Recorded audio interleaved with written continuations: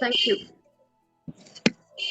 Very good afternoon once again and a warm welcome to everyone who has gathered here on this platform today. And we are so happy to unite with you on this platform to discuss on G20 goals. As we all know, that this is our ninth episode of G20 International, which is working towards achieving G20 goals exactly in coalition with SDG goals of UNESCO.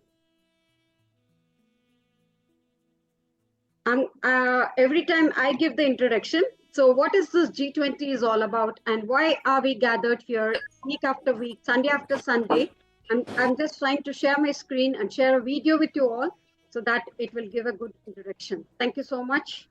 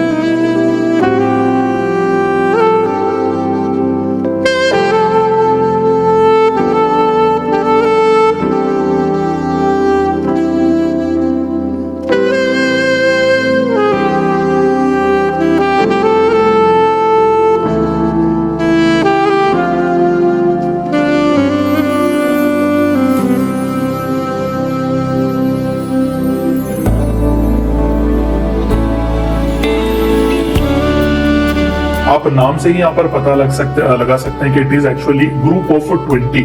तो ये 20 क्या है? They 20 are different nations across the world. तो ये दरअसल एक inter governmental forum है।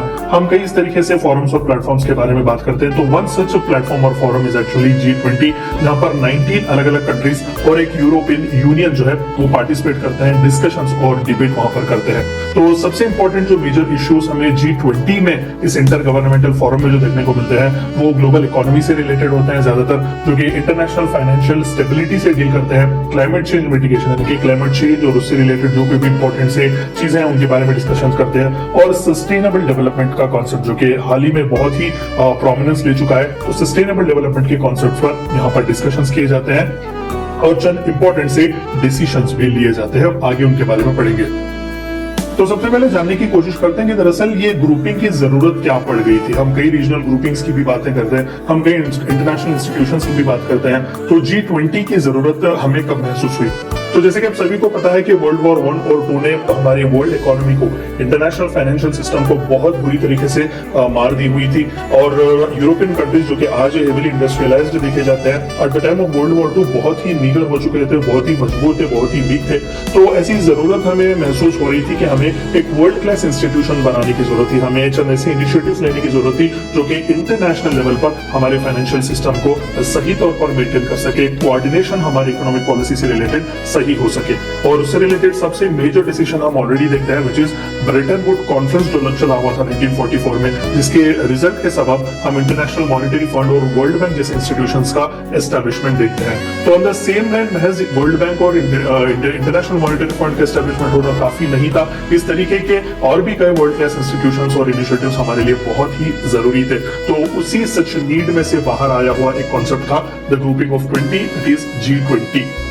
तो G7 जो थे वो नेशंस ऑलरेडी जो one of the most developed जो नेशंस थे 1970s में उन्होंने उनकी बैठक हुई थी और G7 वहां से हमें एस्टेब्लिश होता हुआ देखने को मिलता है। मैं आपको आगे भी इसके बारे में थोड़ा बहुत बताऊंगा। तो G7 के इनिशिएटिव से जो है सबसे पहली बार हमें G20 का कॉन्सेप्ट देखने को मिलता है, खासकर ग्लोबल फाइनेंशियल क्राइसिस जब हो रहे थे 1990s में और एशियन इकोनॉमीज जो थे वहां पर थोड़ा बहुत अच्छा खासा डेवलपमेंट दिखा रहे थे। तो यहाँ पर G7 नेशंस को पता चल गया कि अगर अगर हमें वर्ल्ड इकोनॉमिक ऑर्डर को सही तौर पर मेंटेन करना है, हमारे फाइनेंशियल सिस्टम्स को अगर हमें सही तौर पर मेंटेन करना है, तो हमें जस्ट डेवलप्ड नेशंस नहीं, हमें डेवलपिंग और अंडर डेवलप्ड नेशंस को भी साथ लेकर चलना है। क्योंकि उस टाइम फ्रेम में एशियन कंट्रीज जो खासकर इंडिया, ब्राजील, इस तरीके के जो इवन साउथ अमेरिकन नेशंस भी जो थे वो बहुत ही प्रोमिनेंस दिखा रहे थे, वो डेवलपमेंट में बहुत ही आगे जा रहे थे। तो इस तरीके के नए नए मार्केट्स को भी साथ लेकर चलना बहुत ही जरूरी था। उन्हें इंपॉर्टेंस पता चल गया कि इस तरीके के जो नेशंस है वो बहुत ही क्रूशियल हो सकते हैं। So this actually paved way for the formal establishment of G20 grouping. तो वहां पर Canadian finance minister Paul Martin साहब जो थे वो सबसे पहली बार चेयरमैन की तरह चूज किए गए थे फॉर दैट इनॉग्रल सेशन। लेकिन यहाँ पर एक खास बात ये थी कि 1999 में G20 का आइडिया जो पूरी तरीके से आता है, उसका एस्टेब्लिशमेंट भी होता है, लेकिन वो बहुत ही इरेगुलर था, यानी कि उसे पूरी तरीके से एक स्ट्रक्चरल और इंस्टीट्यूशनल फॉर्म उसे नहीं दिया गया था। तो सबसे दूसरा मेजर जो डिसीजन आता है as far as establishment of G20 is concern, वो 2008 में आता है। अब सभी को पता है 2008 में पूरी दुनिया ग्लोबल फाइनेंशियल क्राइसिस से गुजर रही थी और खासकर यूएस जैसी कंट्री भी बहुत ही मजबूर थी इस फाइनेंशियल क्राइसिस से गुजरने के लिए। तो at that point of time world leaders को फिर से पता चल गया कि नहीं, और खासकर G20 लीडर्स को कि we are the next big thing in this economy, in this market. तो जाहिर सी बात है हमें साथ लेकर चलना पड़ेगा, हमें कंसेंसस बिल्ड करके ही, और हाईएस्ट पॉलिटिकल लेवल पर जब तक हम डिसीजंस नहीं लेंगे, हम एक इंटरनेशनल फाइनेंशियल ऑर्डर को सस्टेन और सर्वाइव नहीं कर सकते। तो यही वो मेजर डिसीजन था 2008 में, जहां पर G20 लीडर्स ने एक यूनाइट डिसीजन लिया हुआ था, ठान लिया हुआ था कि वो हर साल एनुअली मीट करेंगे इन समिट्स पे। तो in order to prepare for this summits the G20 finance ministers and central bank governors continue to meet on their own twice a year. तो हर साल जो हाईएस्ट पॉलिटिकल लीडर्स होते हैं कंट्रीज के, यानी कि अगर किसी कंट्री में प्राइम मिनिस्टर है और किसी कंट्री में प्रेसिडेंट्स, तो वहां पर ईयरली एक समिट होता है। मैं वो समिट्स किस तरीके से होते हैं उसके बारे में बताऊंगा। तो separately apart from those important summits, हर साल जो दो बार फाइनेंस मिनिस्टर्स और सेंट्रल बैंक के गवर्नर्स उन रेस्पेक्टिव कंट्रीज के वो मिलते हैं, एजेंडास वगैरह वो डिस्कस करते हैं। तो यहाँ पर अगर आप देखेंगे होलिस्टिकली आपको थोड़ा बहुत अच्छा खासा समझ में आ जाएगा कि किस तरीके से G20 का इजाद हुआ। तो यहाँ पर आप देख सकते हैं G7 जो कि उस टाइम फ्रेम में 1973-75 के आसपास ऑलरेडी वो डेवलप्ड थे। Canada, France, Germany, Italy, Japan, UK और यूनाइटेड स्टेट्स ऑफ अमेरिका। तो यहाँ पर ये फर्दर लेकर आगे जा रहे थे इंटरनेशनली एक ऐसा इंस्टीट्यूशन बनाने का, एक ऐसा ऑर्डर बनाने का जो सर्वाइव और सस्टेन कर सके।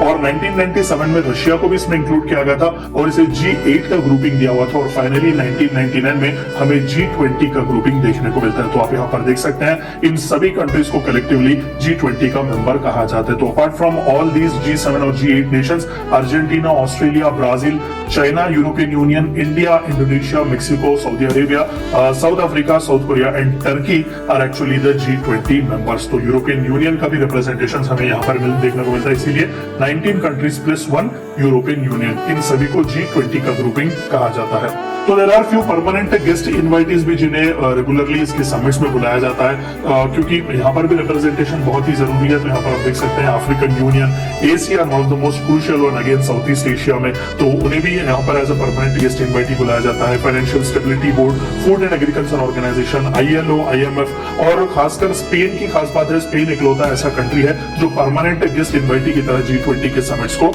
हाजिर होता है, वहां पर रिप्रेजेंटेशन देता है। तो बाकी के भी आप देख सकते हैं new partnership for African development, organisation for economic cooperation and development, United Nations, World Bank group, WHO और वर्ल्ड ट्रेड ऑर्गेनाइजेशन को भी यहाँ पर परमानेंट गेस्ट इनवाइटीज की तरह बुलाया जाता है। तो यहाँ पर आप देख सकते हैं कि कितना क्रूशियल G20 इनफॉर्मल या फिर G20 ये इंटर गवर्नमेंटल फोरम है। इसका सिग्निफिकेंस क्या है? अच्छी बात है सर, तो हमें इस तरीके के क्या बाकी के भी कंट्रीज या फिर इस तरीके के ग्रुपिंग्स नहीं है क्या? एशियान भी है, सार्क के भी बारे में हमने बात किया, ऐसे कई हैं। तो इसका सिग्निफिकेंस क्या है? G20 किस लिए एक प्रोमिनेंट प्लेस रखता है?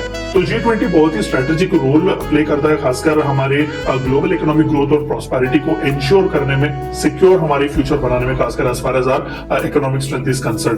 क्योंकि यहाँ पर आप आंकड़े अगर देखें तो G20 मेंबर्स जो जितने भी 19 प्लस 1 यूरोपियन यूनियन है, वो सभी मिलाकर 60% ऑफ द वर्ल्ड पॉपुलेशन को रिप्रेजेंट करते हैं, 80% ऑफ द ग्लोबल जीडीपी को वो रिप्रेजेंट करते हैं और 75% ऑफ ग्लोबल एक्सपोर्ट्स को वो इकलौते रिप्रेजेंट करते हैं। तो आप देख सकते हैं कि किस लिए G20 ग्रुपिंग इतना सिग्निफिकेंट है और पूरी दुनिया जो है वो रुकती है देखने के लिए कि G20 का मीटिंग क्या चल रहा है और वहां पर आउटकम क्या था, एजेंडा क्या था, डिस्कशंस क्या थे, क्योंकि वर्चुअली 2/3 ऑफ द वर्ल्ड का कहीं ना कहीं हम देख सकते हैं इंपॉर्टेंट जो पॉपुलेशन का रिप्रेजेंटेशन हो, ग्लोबल जीडीपी का हो या फिर ग्लोबल एक्सपर्ट्स का हो, वो हमें इन G20 नेशन से ही देखने को मिलता है। और G20 काम किस तरीके से करता है, देखिए प्रेसिडेंसी जो है वो हर साल रोटेट होती है अमॉन्ग ऑल द मेंबर्स। तो 19 जो कंट्रीज हैं और यूरोपियन यूनियन जो है उनके बीच ये प्रेसिडेंसी जो है वो इवॉल्व होती ही रहती है। और खासकर यहाँ पर आपको एक टर्म जाना बहुत इंपॉर्टेंट है, दैट इज ट्रोइका।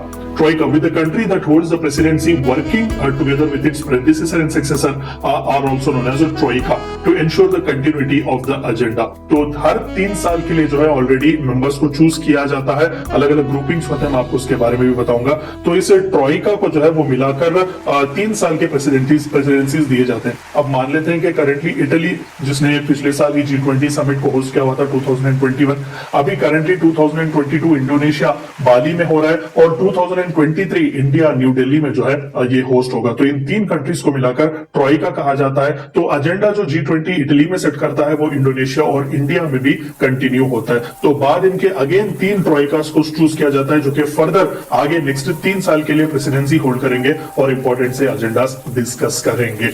और G20 का कोई भी परमानेंट सेक्रेटेरिएट नहीं है। हम सार्क की बात करते हैं, एशियान की बात करते हैं, इन सभी के हेडक्वार्टर्स कहीं ना कहीं होते हैं, सेक्रेटेरिएट्स होती है। यहाँ पर परमानेंट सेक्रेटेरिएट नहीं होता, इसीलिए इसे बहुत ही यूनिक और डायनामिक माना जाता है कि जिस कंट्री में जो डिस्कशन होता है या फिर जिस कंट्री ने होस्ट किया हुआ होता है वहां पर नया सा सेक्रेटेरिएट बनाया जाता है, क्योंकि जहां पर वो एजेंडा जो डिस्कशंस किए गए हैं वो उसी कंट्री से ही इनिशिएट किए जाते हैं और वहीं से they make sure that they all are fulfilled. Agenda and the work coordination is completely by the G20 leaders' personal representatives known as sherpas. तो हर कंट्री अपने अपने रिप्रेजेंटेटिव्स को भेजती है चूज करके। तो इंडिया ने अपने शेरपा को जो है पीयूष गोयल साहब को चुनकर भेजा हुआ था, and together with finance ministers and central bank governors. तो ये तीनों पोजीशंस बहुत ही क्रूशियल है। रिमेंबर, एक तो शेरपा जो कि रिप्रेजेंट करते हैं उस कंट्री को, ठीक है, वहां पर पर्सनल रिप्रेजेंटेटिव्स उस G20 लीडर्स के मान लेते हैं कि इंडिया में तो प्राइम मिनिस्टर नरेंद्र मोदी जी है, तो उन्होंने अपना रिप्रेजेंट देने के लिए कहीं पीयूष गोयल साहब को भेजा हुआ है। And apart from that finance minister Nirmala Sitharaman ji और सेंट्रल बैंक गवर्नर, हमारे यहाँ तो आरबीआई है सेंट्रल बैंक, तो शक्तिकांता दास साहब। तो ये तीनों बहुत ही क्रूशियल होते हैं इस G20 के वर्क के लिए। तो इसी तरीके से 19 कंट्रीज और यूरोपियन यूनियन भी अपने इस तरीके के रिप्रेजेंटेशंस भेजता है। और प्रेसिडेंसी का सिलेक्शन कैसा होता है, अभी हमने देखा, अच्छी बात है, ट्रोइका है, हर 3 साल एजेंडा चेंज होते हैं, कंटिन्यूटी के लिए भी अच्छी बात है, लेकिन सिलेक्ट किस तरीके से होता है। तो 19 कंट्रीज जो पूरे हैं ना, उन सभी को 5 अलग अलग ग्रुपिंग्स में डिवाइड किया गया है। ऑफ कोर्स यूरोपियन यूनियन जो है वो रिप्रेजेंटेशन ऑफ सेपरेट कंट्रीज है, तो उसे किसी ग्रुपिंग में नहीं रखा गया है।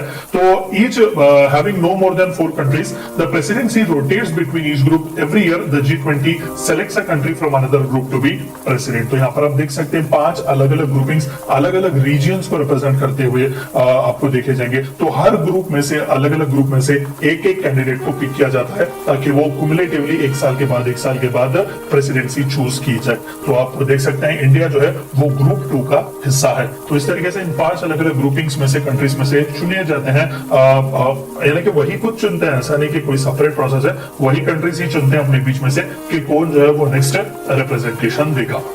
तो अब तक जो है जो जितने भी इंपॉर्टेंट से G20 समिट्स हैं उन सभी के बारे में हम थोड़ा बहुत देखते हैं। तो सबसे पहला, जैसे कि आप सभी को पता है, वॉशिंगटन डीसी में हुआ था, United States of America, followed by UK London, and then third summit जो था वो अगेन यूनाइटेड स्टेट्स पिट्सबर्ग में हुआ था, फोर्थ कनाडा टोरंटो में हुआ था, फिफ्थ समिट जो था वो साउथ कोरिया सियोल में हुआ था, सिक्स्थ फ्रांस कैनिस, सेवेंथ मेक्सिको में था, और एट्थ रशिया सेंट पीटर्सबर्ग में हुआ था, ninth Australia Brisbane, 10th Turkey में हुआ था, और 11th जो था वो चाइना ग्वांगझो में हुआ था, 12th G20 समिट जर्मनी में था, और 13th G20 समिट अर्जेंटीना में था, 14th जापान ओसाका में था, 15th सऊदी अरेबिया रियाद में था, और 16th इटली रोम में हुआ था हाल ही में ही।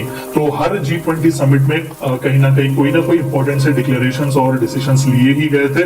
तो बहुत ही क्रूशियल हैं ये सभी समिट्स। तो अभी एज ऑफ नो 2022 के लिए जो कि 17th समिट चलने वाला है वो इंडोनेशिया होस्ट कर रहा है करेंटली, विच इज इन बाली। तो 2020 2023 के लिए जो कि इंडिया जो है जिसने होस्टशिप एक्ट की हुई है, तो वो मोस्ट प्रॉब्ली न्यू दिल्ली में हो सकता है। तो इससे रिलेटेड अभी जैसे कि मैंने वीडियो के पहले भी आपको कहा कि हाल ही में ही कैबिनेट के इंपॉर्टेंट से डिसीजंस लिए गए थे कि सेक्रेटेरिएट कहां पर होगा, कौन कौन क्या क्या रिस्पॉन्सिबिलिटीज लेगा, वो सभी एलोकेट और असाइन किए गए हैं 2023 के लिए। और 2024 के लिए भी एक्सपेक्टेड है ब्राजील। अभी कुछ फुल फ्लेज कहा नहीं गया है, क्योंकि जैसे कि मैंने कहा कि ट्रॉइका यहाँ पर तीन कंट्रीज जो मिलकर काम करते हैं। तो 19th समिट जो है वो एक्सपेक्टेड 2024 ब्राजील कर सकता है और 2025 के लिए साउथ अफ्रीका कर सकता है। And apart from the leader level, highest level जो कि समिट्स ऑलरेडी चलते हैं, जहां पर कंट्रीज के प्रेसिडेंट्स या प्राइम मिनिस्टर जाते हैं, apart from that ministerial level meetings भी यहां पर होते हैं। तो 1999 में सबसे पहली बार finance ministers and central bank governors की मीटिंग स्टार्ट हुई थी। ऑफ कोर्स सबसे पहला स्पार्क यहीं से आता है, क्योंकि हाईएस्ट पॉलिटिकल लेवल मीटिंग जो शुरू हुए थे वो 2008 से हुए थे रेगुलरली। तो 1999 से ही फाइनेंस मिनिस्टर्स और सेंट्रल बैंक गवर्नर्स के मीटिंग स्टार्ट हुए थे, मिनिस्ट्रियल लेवल मीटिंग्स। 2010 में से और थोड़ा एक्सपेंड करके लेबर और एम्प्लॉयमेंट मिनिस्टर्स के भी मीटिंग्स रखे गए थे G20 कंट्रीज के। 2017 में फॉरेन मिनिस्टर्स लेवल मीटिंग्स भी रखे गए थे, और 2012 से ट्रेड मिनिस्टर्स या फिर कॉमर्स मिनिस्टर्स जो होते हैं उनसे रिलेटेड भी G20 मिनिस्ट्रियल लेवल मीटिंग्स रखे गए थे। और सिंस देन कंटिन्यूअसली वो चलते ही रहे हैं और चंद इंपॉर्टेंट से डिस्कशंस वहां पर भी होते रहे हैं। And apart from all these ministerial level meetings and apart from all these highest political level meetings, G20 engagement groups भी मेंटेन करता है। आप यहाँ पर देख सकते हैं कि बिजनेस ग्रुप्स को, बिजनेस इंटरेस्ट ग्रुप्स को रिप्रेजेंट करने के लिए भी जो है वो B20 ग्रुप बनाया गया था। ठीक है, 2008 में से स्टैब्लिश किया गया था और 2010 में से रिकॉग्नाइजेशन मिला हुआ था। तो लेबर से रिलेटेड भी ट्रेड यूनियंस और अदर एम्प्लॉइज रिप्रेजेंटेटिव्स, यानी कि यहाँ पर इन 20 कंट्रीज या फिर इन 19 कंट्रीज और यूरोपियन यूनियन के जो रिप्रेजेंटेटिव्स हैं बिजनेस के, वो वहां पर एंगेजमेंट ग्रुप्स की तरह वहां पर आते हैं। सिमिलरली यहाँ पर भी सेशंस और समिट चलते हैं। तो यहाँ पर आप देख सकते हैं L20 जो था वो 2008 में फाउंड किया गया था और उसे रिकॉग्नाइजेशन 2011 में मिला था। C20 that is civil society organisation, जो एनजीओस होते हैं 20 कंट्रीज में, उनके लिए भी एक फोरम बनाया गया था, फिर एक एंगेजमेंट ग्रुप, जो कि 2013 में इसे रिकॉग्नाइजेशन मिला हुआ था।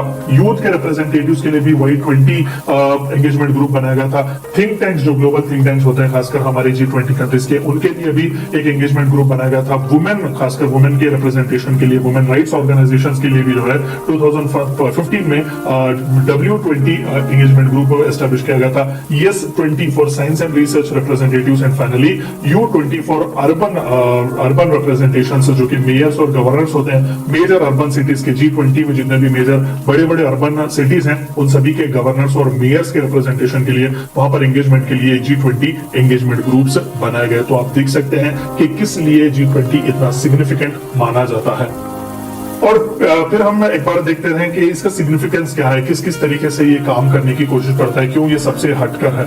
Strengthening financial regulations, of course 75% global exports हम देख सकते हैं। अच्छा खासा जीडीपी का रिप्रेजेंटेशन दुनिया का यहाँ पर देखने को मिलता है। तो फाइनेंशियल रेगुलेशंस को ज्यादा से ज्यादा हम स्ट्रेंथन कर सकते हैं इनकी मदद से। Coordinated physical and monetary stimulus, मैंने आपको कई बार कहा कि फिजिकल जब वर्ड है it is related with finance ministry, और मॉनिटरी जब वर्ड है तो it is related with central bank और आरबीआई। तो यहाँ पर आप देख सकते हैं कि कंट्री में भी, इंडिविजुअल कंट्री में भी जो टैंडम होता है, जो फिजिकल फाइनेंस मिनिस्ट्री और जो उसकी सेंट्रल बैंक के बीच, वो भी कोऑर्डिनेट हो, सही तौर पर उसका स्टिमुलस भी आगे बढ़ता रहे। क्योंकि यहाँ पर जो मेजर डिसीजंस लिए जाते हैं वो इंडिविजुअल लेवल पर कंट्रीज में ही तो उन्हें फुलफिल किया जाता है। और सबसे अच्छी बात G20 की यह है कि फ्लेक्सिबल है और इंक्लूसिव है। नो डाउट हर साल प्रेसिडेंसी अलग अलग कंट्रीज के पास जाती है, हर 3 साल में एक बार एजेंडा चेंज किए जाते हैं। तो बहुत अच्छी फ्लेक्सिबिलिटी और सभी का इंक्लूसिवनेस भी हमें यहाँ पर देखने को मिलता है, क्योंकि जो कंट्री होस्ट करता है वहीं पर सेक्रेटेरिएट बनाया जाता है और वहीं पर से जो इंपॉर्टेंट डिसीजंस वहां पर लिए गए हैं वहीं से उसका काम शुरू होता है। लेंडिंग में भी बहुत ही जबरदस्त इंक्रीज हुआ है, क्योंकि सबसे इंपॉर्टेंट टारगेट जो G20 के कंट्रीज ने रखा हुआ था वो इंटरनेशनल फाइनेंशियल इंस्टीट्यूशंस को रिस्ट्रक्चर ही करना था। यहाँ पर आप देख सकते हैं रिफॉर्म्स भी लाए गए थे, IMF, वर्ल्ड बैंक जैसे इंपॉर्टेंट इंस्टीट्यूशंस में भी। डेवलपिंग कंट्रीज को भी बहुत ही जबरदस्त सा स्कोप मिला हुआ था यहाँ पर लेंडिंग्स वगैरह के लिए भी, ताकि वो भी आगे बढ़ सके। ट्रेड फैसिलिटेशन अग्रीमेंट्स कई साइन किए गए, क्योंकि G20 कंट्रीज जब समिट्स में मिलते हैं तो वहां पर हम देख सकते हैं इंडिविजुअल कंट्रीज भी एक दूसरे के साथ ट्रेड फैसिलिटेशन अग्रीमेंट्स भी साइन कर सकते हैं। तो ओवरऑल ट्रेड और इकोनॉमिक इन्फ्लुएंस भी बहुत जबरदस्त सा होता है। And the one more important thing is it is too big to fail. अभी हमने जितने भी आंकड़े ऊपर देखे हुए थे 60% ऑफ द पॉपुलेशन रिप्रेजेंट करता है, इंपोर्ट्स और एक्सपोर्ट्स इसके किस तरीके से है, तो ये बहुत ही बड़ा है फेल होने के लिए, यानी कि that very hugeness itself is more than enough कि ये रेसिलिएंट एक ग्लोबल प्लेटफॉर्म है या फिर एक रेसिलिएंट इंटर गवर्नमेंटल ऑर्गेनाइजेशन है कहने के लिए। और चंद इंपॉर्टेंट से इश्यूज जो अब तक G20 ने एड्रेस किए हुए थे, फाइनेंशियल मार्केट से रिलेटेड चंद इंपॉर्टेंट से डिसीजंस लिए गए थे, टैक्स और फिस्कल पॉलिसी से रिलेटेड भी इंपॉर्टेंट डिसीजंस लिए गए थे, trade, agriculture, employment, energy, corruption, women empowerment, agenda 2030 sustainable developmental goals जिन्हें हम कहते हैं, क्लाइमेट चेंज, ग्लोबल हेल्थ और एंटी टेररिज्म पर भी मेजर इश्यूज जो थे उन सभी के बारे में G20 के अलग अलग समिट्स में हमने डिस्कशन देखे हुए थे। और सिंस कोविड तो ग्लोबल हेल्थ तो बहुत ही इंपॉर्टेंट सा रोल प्ले कर रहा है। और इंडिया जो कि 2023 का होस्ट होने वाला है, तो कौन से प्रायोरिटी के एरियाज हम देख सकते हैं जो कि इंडिया ने ऑलरेडी डिसाइड किया हुआ है, या फिर इंडिया इन पर फोकस जरूर कर सकता है। टैक्स एवेशन से रिलेटेड इश्यूज हम हाईलाइट यहाँ पर कर सकते हैं। एक कंट्री से दूसरे कंट्रीज में टैक्स एवेशन बहुत ही हमें ज्यादा देखने को मिलता है। फाइट अगेंस्ट करप्शन के खिलाफ भी हम आवाज उठा सकते हैं। और तीसरा सबसे इंपॉर्टेंट जो कि हर जगह पर since prime minister Modi ji has come, इन्होंने बहुत ही कोशिश की हुई है ग्लोबल प्लेटफॉर्म पर इस इशू को लाने की, that is terror funding and state sponsored terrorism, क्योंकि इंडिया खुद प्रॉब्लम फेस कर चुका है इससे, तो ये भी हमारे लिए एक अच्छा कॉन्सेप्ट हो सकता है यहाँ पर हाईलाइट करने के लिए। Cutting the cost of remittances, of course one of the most major migrants जो हमें देखने को मिलते हैं। ऑफ कोर्स ये कहावत भी है कि पूरी दुनिया में आपको हर कोने में कहीं ना कहीं एक चाइनीज और एक इंडियन देखने को मिलेंगे, तो जाहिर सी बात है कि ग्लोबल रेमिटेंस से रिलेटेड भी हम थोड़ा बहुत कॉस्ट कट करवा सकते हैं। और फार्मास्यूटिकल इंडस्ट्री भी हमारी टैप करने का यहाँ पर बहुत ही सुनहरा मौका है हमें। की ड्रग्स पर हम मार्केट एक्सेस के लिए भी बात कर सकते हैं। Reforms in international institutions, of course ये तो एक्टिवली ऑलरेडी चल रहा है, लेकिन फिर भी हम ब्रिक्स का भी हिस्सा है, तो वहां पर न्यू डेवलपमेंट बैंक हम देख सकते हैं। तो इस तरीके से नए नए बैंकिंग फाइनेंशियल इंस्टीट्यूशंस और ऑलरेडी जो इंटरनेशनल इंस्टीट्यूशंस चल रहे हैं उन पर भी हम रिफॉर्म्स लाने की बात कर सकते हैं। और सबसे इंपॉर्टेंट सी चीज, real action on climate change. तो जितने भी कॉन्फ्रेंस ऑफ पार्टीज चलते हैं यूएनएफसीसीसी के, वहां पर बड़ी बड़ी प्रोमिसेस जरूर किए जाते हैं, लेकिन रियल एक्शन वहां पर नहीं होता। तो इंडिया ने भी ऑफ कोर्स हाल ही में जो कॉन्फ्रेंस ऑफ पार्टीज 26 ग्लासगो में हुआ था, वहां पर प्राइम मिनिस्टर मोदी जी ने 5 प्लेजेस दिए हुए थे। तो हम इस तरीके के इश्यूज भी वहां पर हाईलाइट कर सकते हैं कि we don't need the talk, we need the walk. Challenges क्या क्या है ओवरऑल G20 ग्रुपिंग में अगर हम बात कर सके? नो एनफोर्समेंट मैकेनिज्म, बिल्कुल यहाँ पर हम डिस्कशंस तो जरूर चलाते हैं, लेकिन उसे एनफोर्स किस तरीके से करेंगे ये मैकेनिज्म हमने अब तक नहीं बनाया G20 में। नॉट लीगली बाइंडिंग, आज के जमाने में जितने भी important groupings, important inter governmental forums, platforms आप देखते हैं, सबसे बड़ा प्रॉब्लम जो वो फेस करते हैं is actually the voluntary nature of their agreements. वहां पर अग्रीमेंट्स तो साइन किए जाते हैं, बड़े बड़े बातें तो वहां पर की जाती है, लेकिन वो लीगली बाइंडिंग नहीं होती, यानी कि वो रिकमेंडेटरी नेचर पर होती हैं। तो ये नहीं होना चाहिए मोस्टली। ग्लोबल हेल्थ को सिक्योर करना, ऑफ कोर्स पोस्ट कोविड तो सबसे बड़ा हर्डल अगर नॉट जस्ट G20 दुनिया के आगे अगर कुछ था तो वो ग्लोबल हेल्थ को सिक्योर करना था। रिफ्यूलिंग और fuelling economic recovery, end of course post Covid जो कि कंटिन्यूस लॉकडाउन वगैरह पड़ रहे थे, तो इकोनॉमिक रिकवरी जैसा कि रिसिलिएंट इकोनॉमी की हम बात करते हैं कि जितनी मांग उसे बढ़ेगी उतना ही ज्यादा और उतना ही जल्दी वो बाउंस बैक करेगा। तो इस तरीके की इकोनॉमिक रिकवरी के बारे में क्या सोचेगा G20? डिजिटल रेवोल्यूशन की हम बात करते हैं। ऑफ कोर्स थोड़ा वेस्टर्न कंट्रीज में अच्छी बात है कि वहां पर इंटरनेट कनेक्शन हो या फिर डिजिटल लिटरेसी ज्यादा हो, लेकिन जब हम ईस्टर्न हेमिस्फीयर की ज्यादातर जब हम बात करते हैं, क्योंकि इस ग्रुपिंग में हम इंडिया, सऊदी अरेबिया, इस तरीके के कंट्रीज भी देखते हैं, तो वहां पर डिजिटल रेवोल्यूशन हम कैसे लाएंगे? क्लाइमेट चेंज रिस्क सबसे बड़ा एज ऑफ नाउ। अभी हाल ही में भी inter governmental panel on climate change के रिपोर्ट्स भी आए हुए थे, तो उसे किस तरीके से डील करेगा, ये one of the most important challenges है इसके आगे। प्लास्टिक से रिलेटेड भी हम मुहिम चला रहे हैं, तो let us wait and watch. और global framework for tax reforms, specifically जो कि अभी हमने देखा कि टैक्स एवेजन जैसे प्रॉब्लम्स भी हम फेस कर रहे हैं, तो ग्लोबल फ्रेमवर्क की बहुत ही जरूरत है टैक्स रिफॉर्म्स के लिए, जो यूनानिमसली ये सभी G20 कंट्रीज एक्सेप्ट करेंगे और ये लीगली बाइंडिंग होनी चाहिए। तो वे अहेड क्या हो सकता है इसका? टिल नाउ अगर सच बताएं तो G20 when compared with other regional groupings या फिर अदर इंटर गवर्नमेंटल फोरम्स बहुत ही सही ट्रैक पर जा रहा है। कंसिस्टेंसी वो मेंटेन कर रहा है, क्योंकि बाकी अभी सार्क के बारे में भी हमने एक वीडियो बनाया हुआ, अगर आपने नहीं देखा तो आप एक बार जाकर जरूर देखें। तो वहां पर भी हमने देखा कंसिस्टेंसी ही नहीं थी वहां पर। तो इस तरीके का काम G20 में हमें नहीं देखने को मिल रहा है। कंसिस्टेंसी वो लोग मेंटेन कर रहे हैं और इंपॉर्टेंट से डिसीजंस ले रहे हैं, और इंपॉर्टेंट डिसीजंस ले भी रहे हैं even though they might not be legally binding, लेकिन ज्यादा से ज्यादा वो उन्हें फॉलो करने की कोशिश भी कर रहे हैं। दूसरा सबसे मोर इंपॉर्टेंट वे अहेड जो होगा, study of changing demand for skills. Of course skills have been one of the most important aspect for discussion and debate. India जैसा एक कंट्री जो कि second top most populated country है, लेकिन वहां पर स्किल के लेवल्स बहुत ही कम है। लगभग 40 से 45% के आसपास ही है जिनके पास एडिक्वेट स्किल है एम्प्लॉयमेंट के लिए। तो G20 नेशंस किस तरीके से इस पर काम करेगा, mostly this can be the next way ahead. और टेक्नोलॉजिकल इनोवेशंस पर थोड़ा बहुत फोकस करेंगे तो बहुत ही अच्छा हो सकता है। इंडस्ट्री में इनोवेशन के लिए खासकर जो है पॉलिसीज वो बना सकते हैं, और इंटेलेक्चुअल प्रॉपर्टी राइट से रिलेटेड भी चंद इंपॉर्टेंट से डिस्कशंस करेंगे तो बहुत ही अच्छा होगा। और रीडिफाइन करने की हमें जरूरत है कि अरीना क्या क्या होंगे कोऑपरेशन के। ऑफ कोर्स हमने देखा कि अंडर द अर्थ जो कुछ भी मिल रहा है वो सभी के बारे में डिस्कस कर रहे हैं। हाँ, माना कि G20 एक फाइनेंस रिलेटेड, एक टैक्सेशन रिलेटेड, इस तरीके से इकोनॉमी से रिलेटेड है, लेकिन यहाँ पर क्लाइमेट चेंज की भी हम बात कर रहे हैं, यहाँ पर हम ग्लोबल हेल्थ की भी वगैरह की भी बात कर रहे हैं। तो रीडिफाइन करने की जरूरत है कि अरीनास क्या क्या होंगे कोऑपरेशन के और किस तरीके से होंगे।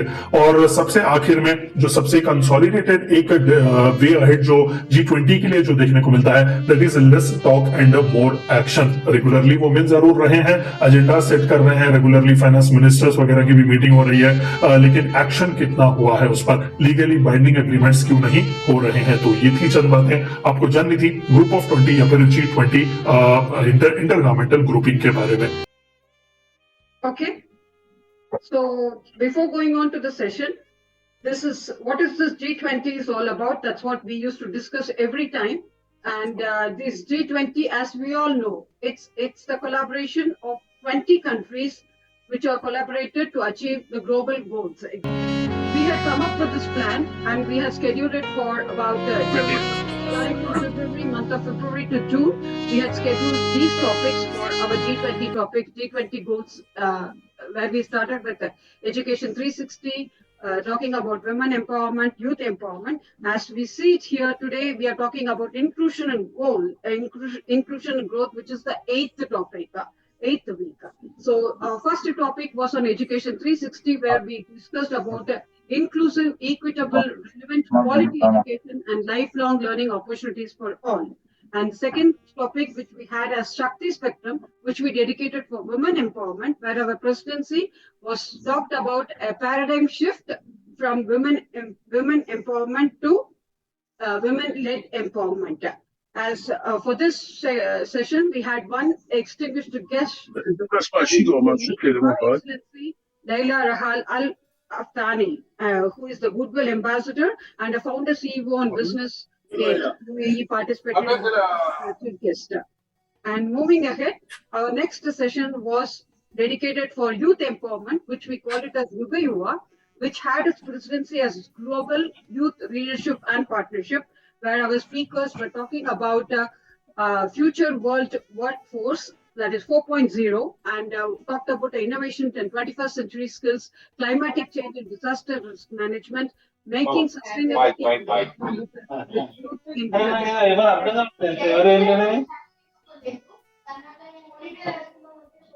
Salviji, I think we need to mute others, please. Thank you. Moving to the fourth session, that we dedicated this for STEM to the stream to coin the team, where we talked about strategic framework of skill development, innovation and 21st century skills, which is in relation to future of work industry 4.0, sustaining robust training policies and systems with diverse and realities of common and different challenges, relating it to the art of living and sync with the nature. Moving ahead, our next session was on entrepreneurship and MSME, where we had eminent personalities from UAE participated. And one of the speakers of today, Mr. Prince Ilavasan, was the same. He led the session, and he was associated with Madam Dr. Shailaja Taneja, and Dr. Anuja Pandey, Mr. Krishna Raj, and Mr. Arun Raj all spoke about entrepreneurship and MSME, with the presidency has modernized and strengthened the industrial units to make them globally competent.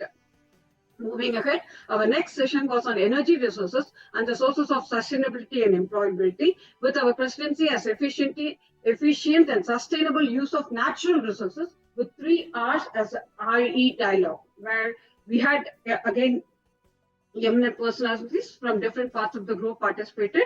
And in that session, we had His Excellency, former Minister of Environment and Water of UAE, Dr. Mohammed Saeed Al Kindi, participated as a chief guest.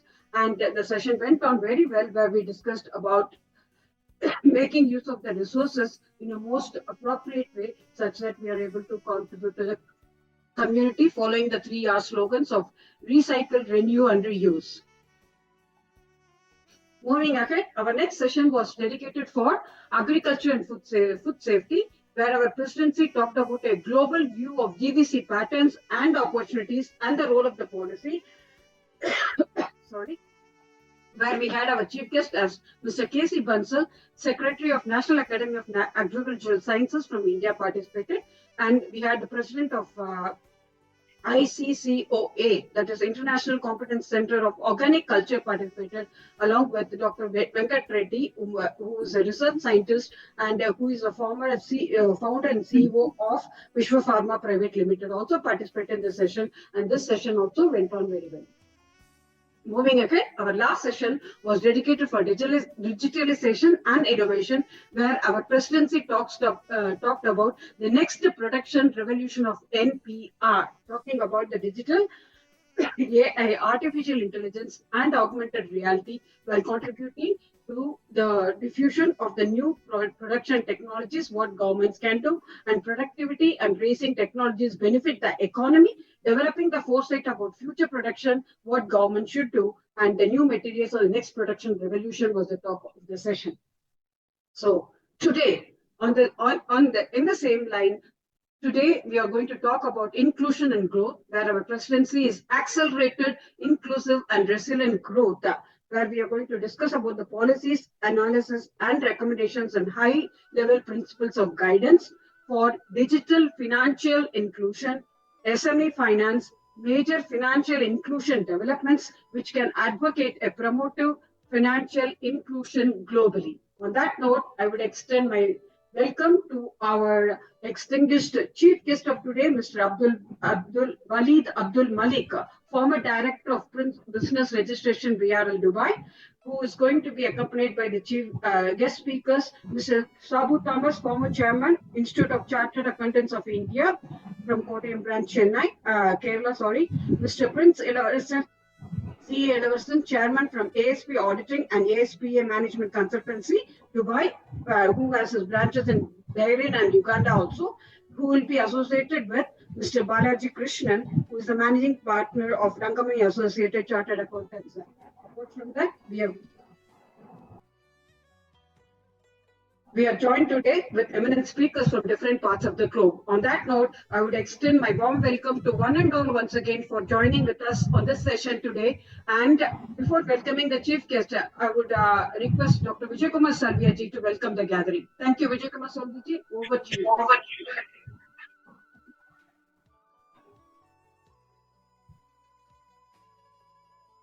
Yes. Thank you.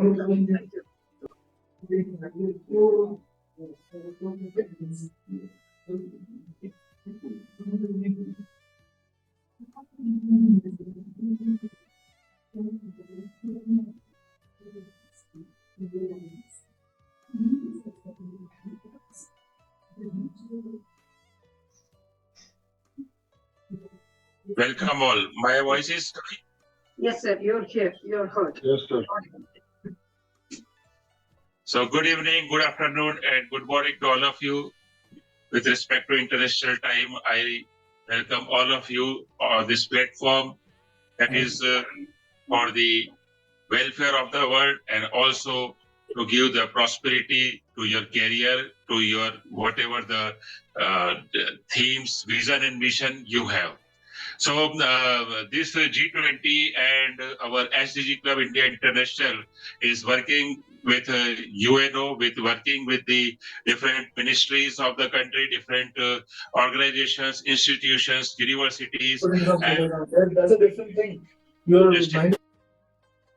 I request all of you to please mute your mic so that we will have a good communication together. Now, as you know, myself, Dr. Vijay Kumar Salvia, we are the scientist and I am the founder of this SDG Club of India International Research and Development Creative Organization, USA, India, Research Innovation Startup University. We have the Happiness Club Indore International, and various organizations are associated with us globally. And so, I welcome all of you, all the viewers, listeners, and speakers, and our chief guest, our guest, special guest, and all of the person who are hearing us. So we are working for the goals, and we have not only the 18 goals, we have above 818,000 goals. Actually, we are working for every corners of the world. That's why in this G20 we have the tagline: "Make your career with every corners of the world," because we are working for the whole of the society. And today, as we are seeing that from the government of India, the respected principal secretaries and the deputy secretaries are joined now. So I welcome all the esteemed guests, all the secretaries and all the officials, IAS, IPS from various parts of the society, various parts of the yeah. So actually, we are working for the research and development startup. We are working for the business, for the employment, self-employment, and also the technology transfer. We are working for the patents. We are working for the to opening the centers and to establish our university in all around the world. We are MSME with the MSME, and we are associated with different, we can say, associations, and above 50,000 of industries are associated with us. So with this G20, we want to work with all of you to work practically, because as I have post my WhatsApp number in the chat box that we want to collaborate to all of you. Come and collaborate and work together so that we will extend our efforts, we will extend our power, and we will extend our benefits to the society. As you are working, we are also working. So this means 1 and 1 is 11. And 11 and 11 will be 1,111. So we believe on such type of collaborations. We believe such type of working together. As all you know, Dr. Srividhya Singh, Deputy Secretary, Government of India, has joined. So I welcome all of the guests, all of you, to come and do whatever the other persons are doing with respect to the development of the world, with development of the society. Talking about we should collaborate, we should work together, and I have pasted the informations in the chat box. My WhatsApp number is there, so you can contact me directly for collaborations and whatever the vision and mission you have, because we are working for all. We are working for the agriculture. We are working for IoT. I have also the 100 of patents in IoT, M2M, artificial intelligence, and all. And similarly, our organizations has worked above 1,000 of patents. So I welcome all of you to give benefits to the society, and also to give benefits to yourselves also, because it is not socially, but it is we are working with professionally also. So with professional, you can grow your organization, you can grow yourself. So not taking so much time, as you know that G20 is also, our government is also working to collaborate with the 20 countries, and we are seeking the new areas and opportunities, and also the running business between the countries. But we should work for all over the world, not only for the 20 countries. So that's why we are launching such type of programs, and our team, Dr. Srividhya, Sukumar, is doing it. And I welcome all of speakers today that you are all you are great. You have so much experience in your field, and whatever the fields you may have in your mind that we should work on that. So please WhatsApp me. We will work together. Thank you very much. Have a nice day, and let's share your views, and let me see the opportunities and the path where we should move together. Thank you, everyone. Thank you so much, Dr. Vijayakumar Sarveji. As you rightly mentioned, coming together is a beginning, staying together is a process, and working together is the success. So on that note of success, we would like to present before you our chief guest for the day, Mr. Walid Abdul Malik, who is economic director of former director of Dubai registrations from the economic department. Just to say a small introduction about Mr. Malik is that when he was the director of economic department, he was the one who sanctioned about more than 37 activities for the economics department. Starting from 2088, it went to 2125, where some of the activities which he mentioned, which he has brought into his fold, is that scientific office, processing plant products for pharmaceutical uses, consultancy for radiology and diagnostic centers, and organizing company trips, contracting and installation of central gas networks in buildings, installation of license plates, etc., aviation services coordination, veterinary research center, issuance of small tourist and car services, collection and transfer of construction waste and demolition, sewing men's clothes and military uniforms, sewing women's clothes and military uniforms, military services and representatives, documentation, certificates and documentation attestation, wax museum, to name just a few. Some more are coming: environmental inspection and monitoring, real estate secretarial services, project management services, sports management services, aerial photography, corporate service providers, all these domains that he has worked very closely with, and he has brought major transformations in the economic department when he was a director. On that note, let's put our hands together to welcome Mr. Abdul Malik Ji. Thank you so much, Mr. Malik. Over to you, sir. Thank you so much. I'm happy to present before today's audience. Thank you so much, sir. Thanks for joining in as the chief guest. I can speak with this guy, give me this number for this guy speaking little. I want to discuss with him about what activity in the economic department, which business exactly he needed also. I don't know, I might understand for him also. Definitely. I will connect you, sir. I will connect you. Give me his number, please, okay? Yeah, there are many of them who would like to connect with you. Not only Mr. Vijayakumar Sarveji ji, everyone would like to connect with you. Yeah, so I will share the numbers. I will be the person. Please give him my number for all, please. Anybody want any information, anything, okay, for the business in the Dubai, you give him my contact number, please. Okay. Assalamu alaikum, everyone. Walaikum assalam. Walaikum assalam. Salam alaikum. So I am happy to you too. So my uncle just quickly asked me to join the call with you guys because I have more into the IoT field. So I wanted to understand, you guys mentioned, I heard agriculture, IoT. What exactly is sort of like the purpose of this? What are we trying to achieve here? I was sitting in the background hearing about the training of young people and all that. But what is exactly the business opportunity here we're providing? And how can we contribute from Dubai, sort of thing?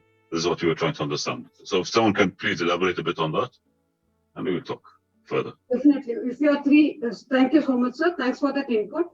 As you're here, if you can just be with us for the whole session, we will come to know exactly, as you have seen in the flyer, there are certain pointers that we have given that we are going to discuss, and we are going to work together.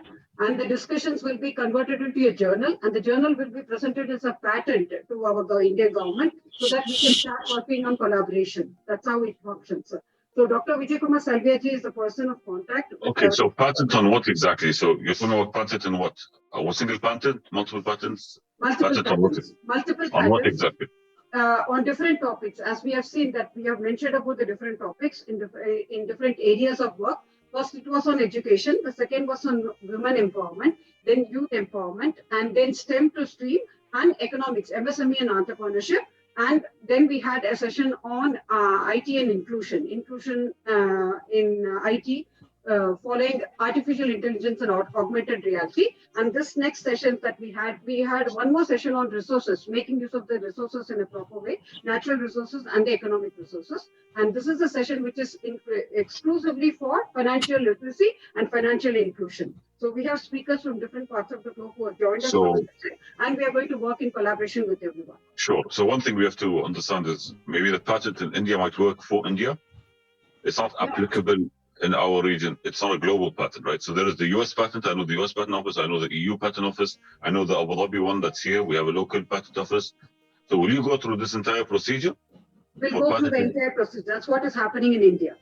That's what is happening in India. Okay, so Dr. Sukumar Srividhya is the person of contact for producing this patent, and he will be presenting it to the government, and that's how the collaboration works. The thing about certain topic areas you're discussing, some are applicable. The AI part, the maybe augmented reality, IoT, agriculture, some part of the agriculture. But some of the things might not be applicable to our region.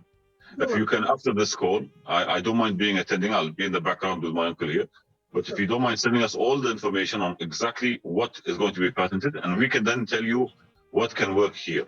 Definitely. We have a better idea. Thanks for that input. And I'm involved in AI and IoT as well. So this is my field of expertise. So I can even contribute there as well. But for the time being, if we can have a list of everything for us to even review and tell you, okay, in our market, what can work, what might not work. Definitely. Sure. Yes, sir.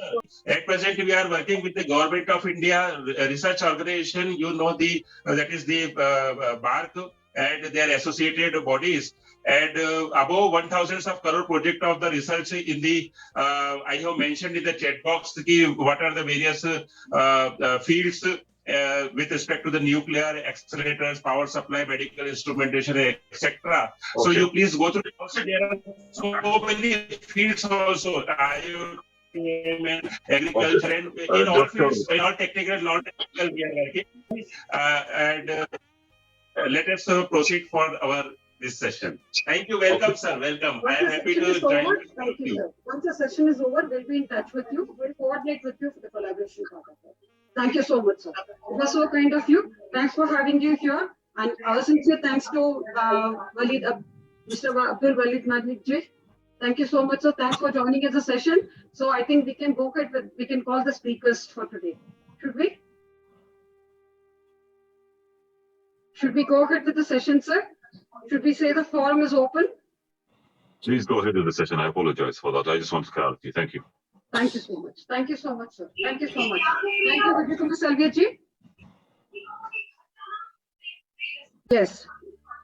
Thank you. So as we all know, what is this G20 is all about? A small introduction about the G20, and then we move on to the session, following up the speakers who have joined us for this today. So the G20 is the intergovernmental forum comprising of 19 countries and European Union, and it works to address the major issues related to the global economy, such as international financial stability, climatic change mitigation, and sustainable developmental growth of G20 with a group of 20 countries. And every time we used to mention which are the 20 countries which are taking part in this. That is 19 countries which are there in the G20, about G20, which is a premier forum which addresses the international economic cooperation problems, policies, just helping to strengthen global economy. That's the main idea. And that's how we are united here today on this topic of financial literacy, financial inclusion and growth, where our presidency for today is accelerated, inclusive, resilient financial growth.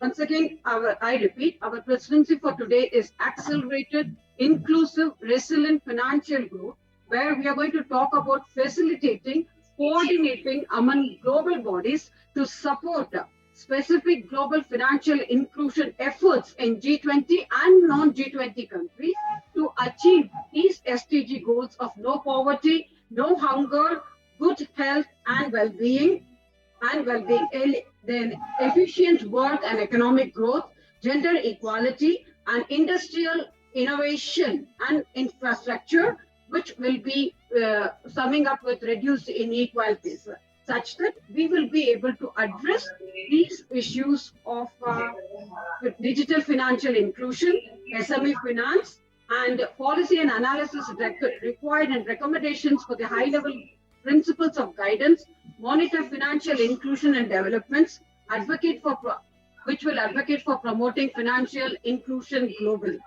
So coming to this session, back to the session. Now, we would like to invite or open the forum for the speakers of today. As I introduce the speakers, we would like to present before you Mr. Prince Illavarasan. Mr. Illavarasan, Prince Illavarasan, who is the chairman and managing director of ASP Auditing and ASP Management Consultancy, which has its head office in Dubai, Bahrain, and Uganda. On that note, please, I open the forum to welcome Mr. Prince Illavarasan. Prince, sir? Yes. Thank you, sir. Yeah. Over to you, sir. Thank you so much. Yeah. Good evening to all, and who is participating here, and particularly Mr. Abdul Walid and our chief guest of this forum, Mr. Walid and Sibu Thomas and Mr. Balaji Krishnans and other Jay Prakash and Vijay Kumar. These are connected to our Deputy Secretary to the government. First of all, welcomes, and also thank you very much to Ms. Srividhya to give us this opportunity for the second time to give my presentations review in respect of the chapters we are taking at SME finance. So last sections, I given some notes, what is the SMEs, how it is accelerated the SMEs in the country. The SME, about the SME, the country-wise, the definition of the SMEs is different from the country-wise. Some of the countries is on the basis of the turnover, on the basis of the number of employees. Some of the countries, they have the volume of the investments and the number of employees we are entertaining for these concerts. But most of the countries, they are using of the turnover and number of the employees instead of the investments. On the basis of that, we defined it as SME and MSME definitions. Okay. Now, as G20 is supporting more into SMEs and MSMEs, because the SMEs and MSMEs is the vital role for the country development. Everyone is aware of that one. In the last sections, we given the clear statistics. What is the growth? What is the participation of the SMEs and MSMEs in the country growth, country GDP and the growth? Even India and UAE and other parts of the Singapore and other parts of the countries, what is the growth factors because of the SME? What is the participation of the SME and MSME in the growth? The country growth economically and socially, what is the participation of the SME? Everything we saw in the last section. Now we are going to see what is the financing, SME financing.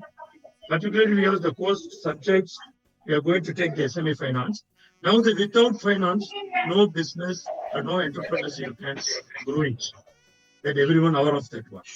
Now, on the basis of that, the financing to the SMEs, the G20 also, they are giving the more importance. For G20, they formed one organization called Global Participation of Financial Institutions. That's they formed. They defined as the digital financial inclusions and several inclusions for growth of the SMEs and MSMEs. How to support, what we need to do, how to adopt the technology, how to provide the finance to the SMEs, how they can use effectively in the finance and the entrepreneurship, everything they are discussing with the GPFI organization. Other than that, that's the World Bank scheme. They are giving this international financial corporations. They formed as international financial corporations. Through that IFC, they are providing, they are guiding, they are giving the direction to the financial institutions how to fund the SMEs. In what extent you can fund it, what are the ways we can give the funding to the SMEs, and how to utilize the fund properly by the SMEs. This all it is defined by the IFC. That through technology, through as a conservative basis, everything. Further, they formed the two groups. One is IFSC banking on women's. The mostly now the IFSC is concentrating to developing the SME and MSME through the women's power. And other forms they formed as a SMF finance forum. The two way they formed, the two organization, two structures they formed and providing the supports to the SMEs to funding through directly or through other organization, through other state-wise nationalized banks or through other through governments. That is a that all we will see one by one. But as a statistics, small statistics information, that IFP banking for women, almost 700,000 women are employed during that after 2018, I think so. Around 690,000 SME loans they given to the women entrepreneurs.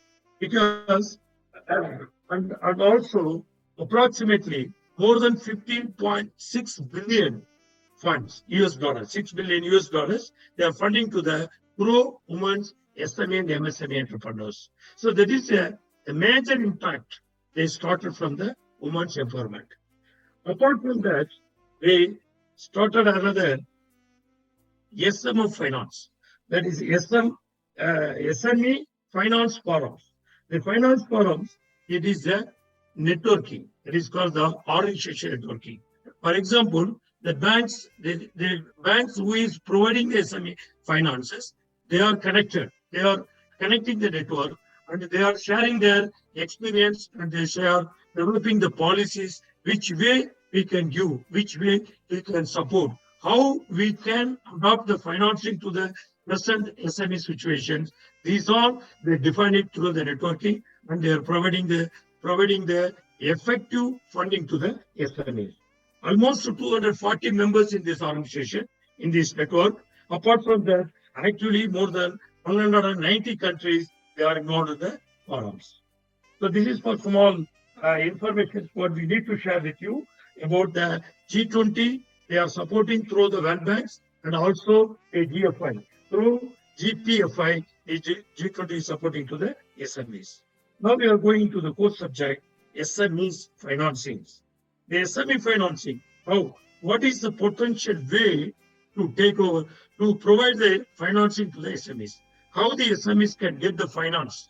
What are the potential ways?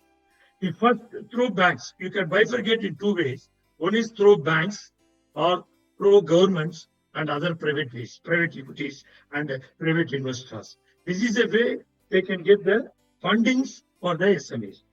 And we can go one by one. What is the potential ways to get the funding? One is the SMEs owners or families and friends.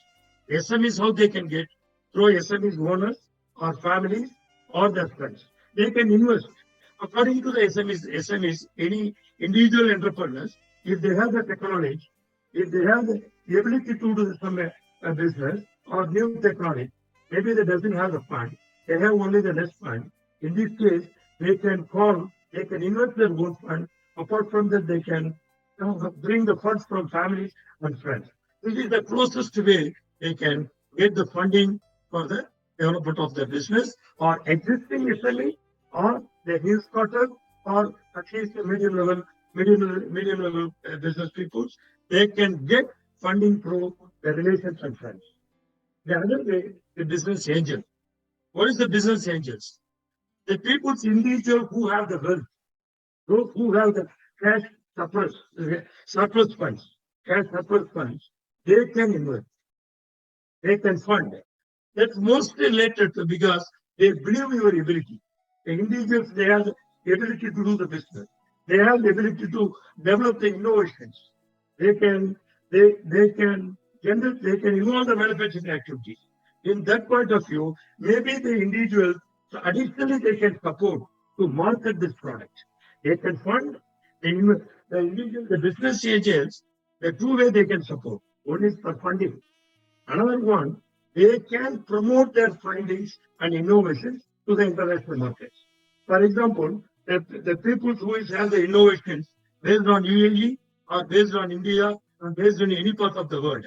They have the innovations. They have the technology, new technology. Then they need fund. We can give the fund. Suppose I'm staying in UAE, I can funding some people who have the technology in India. The same technology they can market all over the world. In two ways, the business and the business angel investors can support to the SMEs. One way funding, another way supporting to the business. This is what it's at present it is happening. And another one, the trade creditors. How the SMEs can get the funds through the trade creditors. The people who can supply them goods.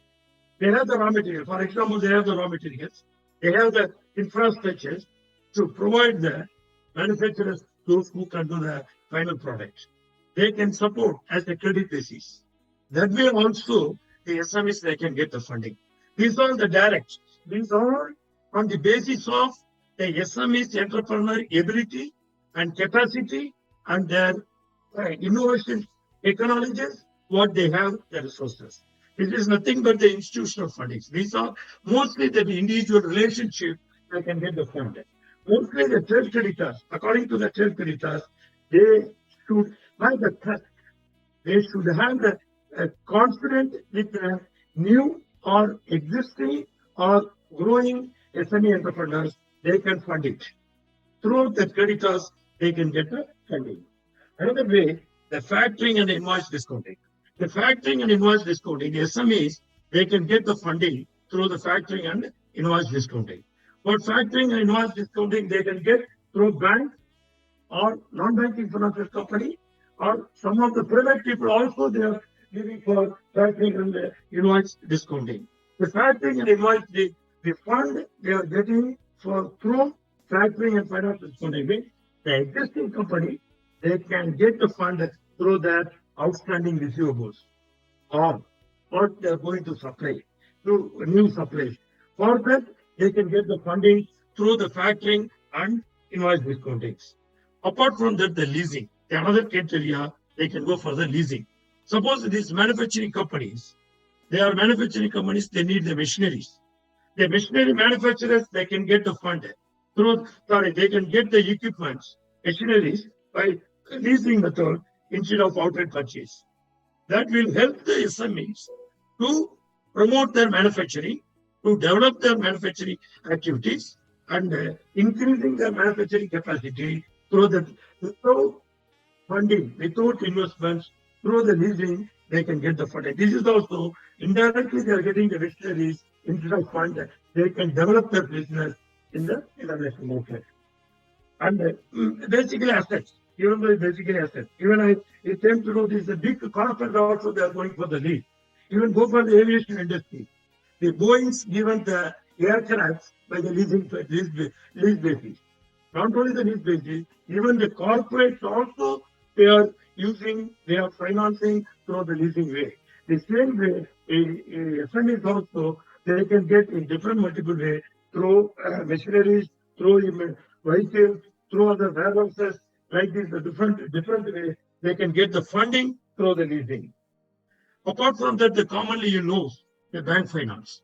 The bank finance is two-way. The bankers, they are getting the directions from the government to support some particular percentage to the SMEs. Through that way, the SMEs getting the support from the bank. Because, the India, even the UAE also, the certain banks, they got the directions from the government or through the government funds, they're given the directions to support the SMEs. Maybe the less interest rate or less unsecured or secure loan or some other means of finance, they can support to the SMEs. Even the bill discounting, even overdraft facilities, even term loans and export finance and import finance, even the factoring and the other purpose also, these all through banking finance, the SMEs can generate the finance from the banking. And the banking even the other way, even in India you can go. The government or the government-based companies, they are giving the directions to national banks and the private banks. Both the banks, they are supporting to the SMEs. The government is fixing the targets to the banks. It should support to certain percentage to the SME. The SMEs also, they have the sub-classifications, the activity-wise.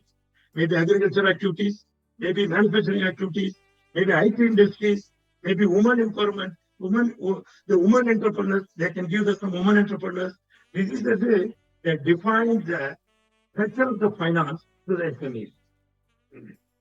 Then, after that, the venture capitalist. What is the venture capitalist? You know, the recent days, particularly I think more than last 1 decade or 2 decades, the venture capitalist is more vital role in the business. The venture capitalist, they have one risk. The venture capitalist always, the holding companies, they will go invest in the subsidiary company. They will take existing small units or the chain of units or those who have the new technology, they will invest. The company will invest with their excess cash funds. Whatever they have the excess cash fund in the business or overflow cash funds, they can invest to the new technology or new area of business. They will invest it, they will develop the business, but they will put the exit class. The exit class may be outright sales to other companies or MNC companies, or they can take over the entire business. They can turn, subsequently they can run it. Maybe after a stability period, what they mentioned in the agreement. This is the one risk what they have, the SMEs, they are getting funds from the venture capital account.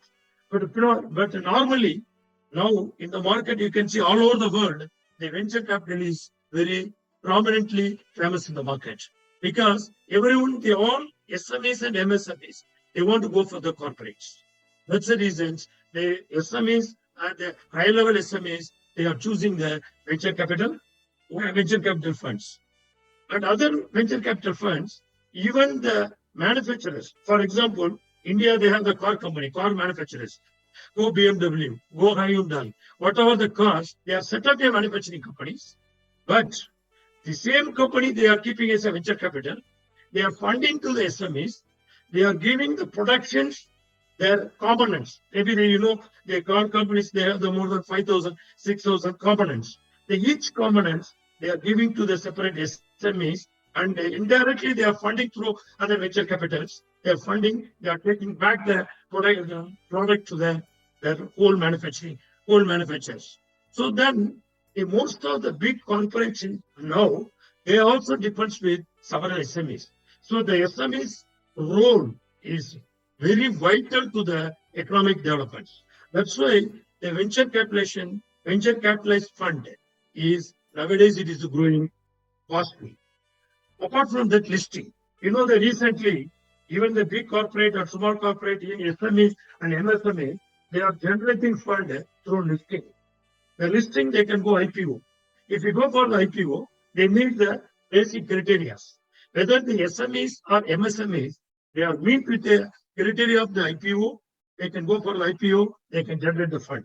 Even as the UAE and India, even some companies, they are those providing the services also, they are going for the IPO. Because they should have the basic criteria. They have the number of years, number of turnovers, number of employees. They should have the basic worthless for the company. Then only they can give the IPO. For IPO, they have the IPO authorities. They have the defined what is the criteria they need to go for the IPO. Now other options provided by the G20. The G20, they are recommending for initial coin offerings, the cryptocurrencies. That's also another way to the SMEs and MSMEs, they can generate the fund for the development of their business. This is the listing. And another way, the supply chain financing. The supply chain financing, that is mostly the buyers and seller relationship. Some companies, they have the capacity to market with the retail chains. Before, as a conservatism, the suppliers will give the fund and they will give pressures to pay the payment immediately with a last short time. But always buyer, they want to keep the more periods. But nowadays, the another concept, supplier chain financing. I will supply the goods, but once it's sold, you pay the money. So that means the suppliers and buyers, they are very comfortable. because the suppliers supply the goods. Whenever the buyers are selling the goods, they are repaying it. This is a way the selling, the supplier chain financing. Nowadays, the particular industry, the food industry, the hotel industry, and some other consumable industries, this type of supplier chain financing is growing well, going well, because direct relationship with the buyers and sellers. The buyers have the connections with the end users. The sellers has the manufacturing the product. Here another advantage is the buyer also the responsible to keep the quality of the product. Quality of the product, and their branding in the market also their responsibility, because they are supplying the goods. That it has to move in the market. Then only the cycle will be very fastly they can move it. And another fund, the crowdfunding. The crowdfunding is another vital role in nowadays all over the world. The crowdfunding, how they are doing the crowdfund, they are collecting from multiple peoples through the internet platform. We don't know where we are investing. The SMEs, the entrepreneurs, they are disclose their abilities, they have disclosed their product, they disclose the product results in the platform. On the basis of the platform, I'm going to finish another one second. On the basis of the platform, they are getting the funds. So this will be later on. This will be and convert to the corporates. This is a crowdfunding also another vital roles to get the SME financing. Like this, the SME financing, we have the several ways to get that one. And government also is a help for this financing through other way, by grant, by subsidy, by incentives, and through other ways, the less cost, less subsidies, power subsidies, and other tax subsidies. Through that way, the government also the financing indirectly to the SME and MSME entrepreneurs. But even though you are getting the funding through all this way, you should plan, you should get the cycle of the funding is whether it is workable for us. For example, here, just I will finish one example, then I will finish my topic. For example, here, the people are getting the funding, SME, mostly SME and MSME, and funding in the UAE market. They are getting the fund from the bank, even though go for overdraft, even go for other way, they're factoring. Their tax rate will be around, their interest rate will be around 12% to 13%. But when they are cycling this fund, only the maximum two times of the year. So in this case, the GP will be, for example, the food industry, the GP will be around 8 to 10%. Even if they are going for the 2 cycles, they cannot cover what they are paying the interest. They cannot fully cover that what they are paying the GP, what they are getting the GP margin. So in this case, whoever getting the SMEs, the funding from any other way, we should cycle it very fast. That means you should have the proper working capital management. That means your product should be fastly movable, and your management, the cycle, the creditors and the suppliers management should be very effective way. In this way, you can get the profits and you can get the growth. You can use the funding in effective way, and you should have the clarity. You should have the proper planning. You should apply properly the fund only for the purpose of what purpose you are getting. You cannot divert the fund. Once you are getting the fund, you should not divert to other purpose. In this case, the effective funding for the SMEs will not get the effect. So that's the reason you should use effectively for the business. But anyway, if you are talking about the funding, we can gain more other criteria. And as a time constraint, thank you very much for this opportunity given to me. And thanks for all the participant and the guest and the chief guest. Thank you very much.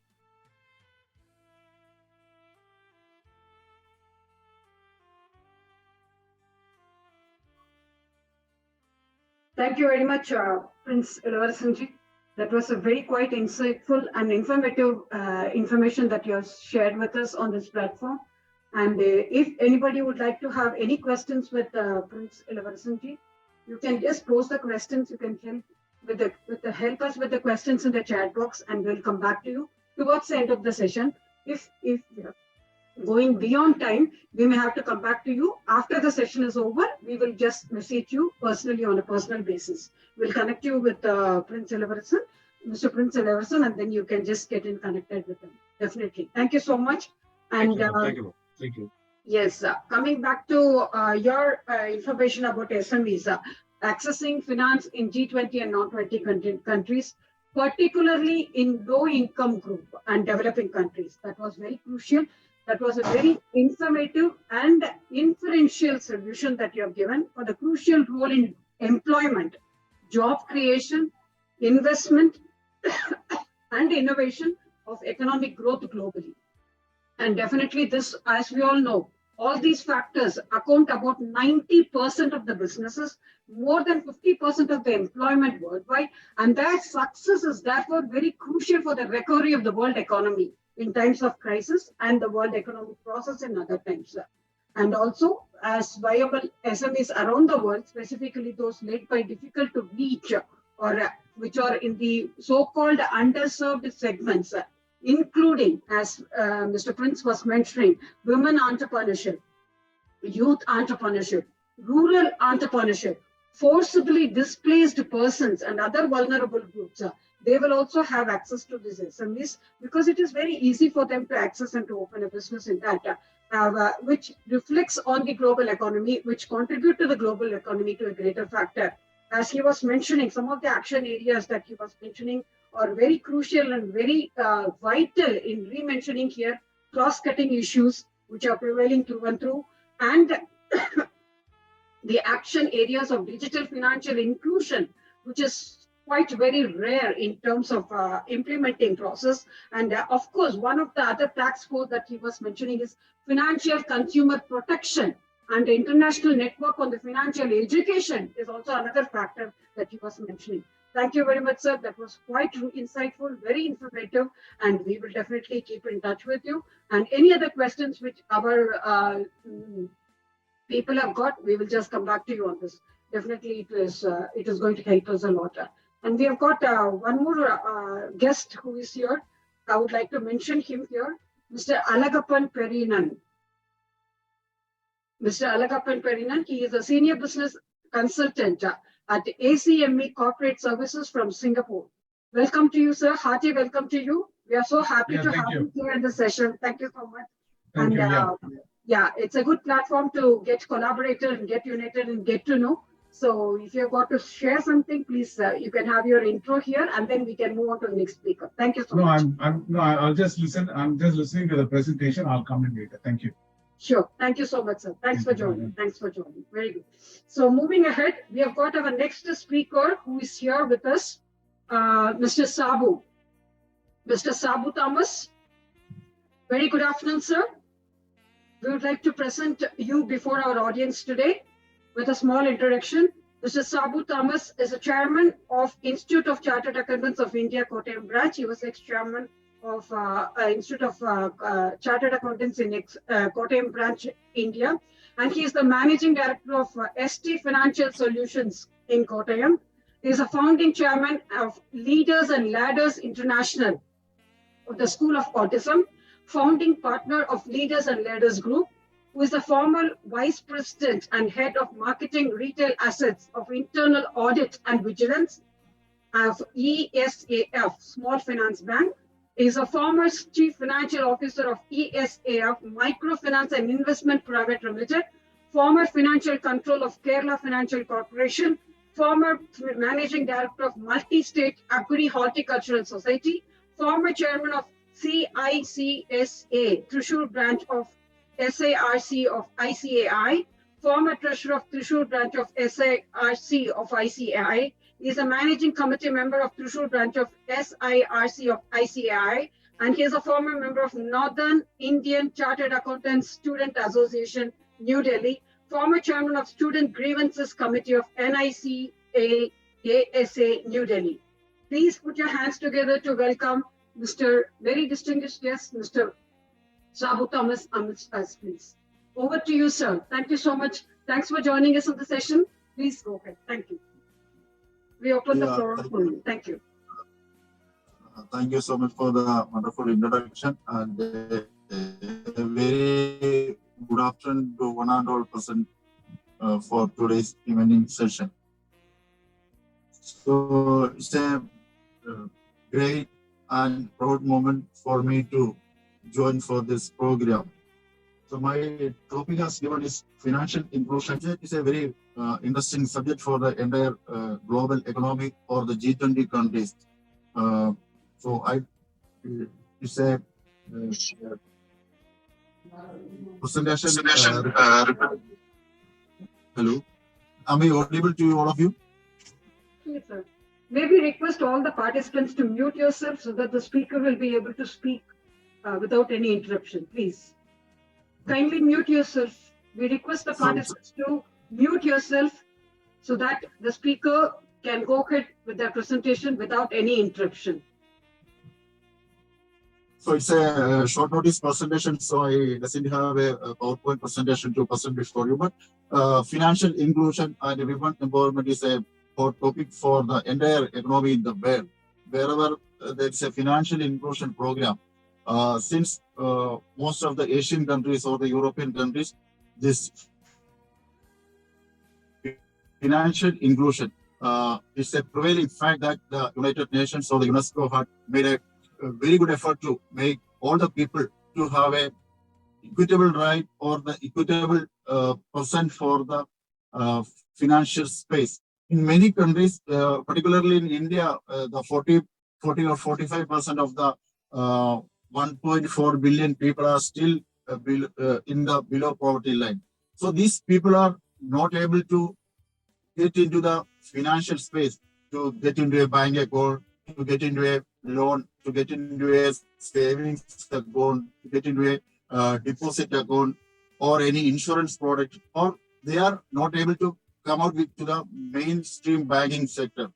So the main reason is they are not educated to the financial products. They are not having the adequate collateral security to get a loan or any other products. So there is a lack of know your customer or the KYC requirements are there. So lot of discrepancies are there for a person to get into the financial freedom. So this United Nations definition itself is saying that financial inclusion is building a better life for the entire 8 billion people in the world. So microfinance is a tool, because microfinance is playing a better tool for the empowerment of women. Once the women is empowered, the entire family is empowered, the entire society is empowered, because the women are more oriented towards the family, more oriented towards the children. So if they are getting into a financial freedom, they are getting into a financial product for their life, then the entire society will be getting into a developed space. So a lot of initiatives are there in many countries, like in the example of Grameen Bank in Bangladesh. The proven theory is that the women entrepreneurs, the women borrowers are able to repay the loan whoever taken from any financial institution without any default. The NPA percent, the non-performing asset percentage of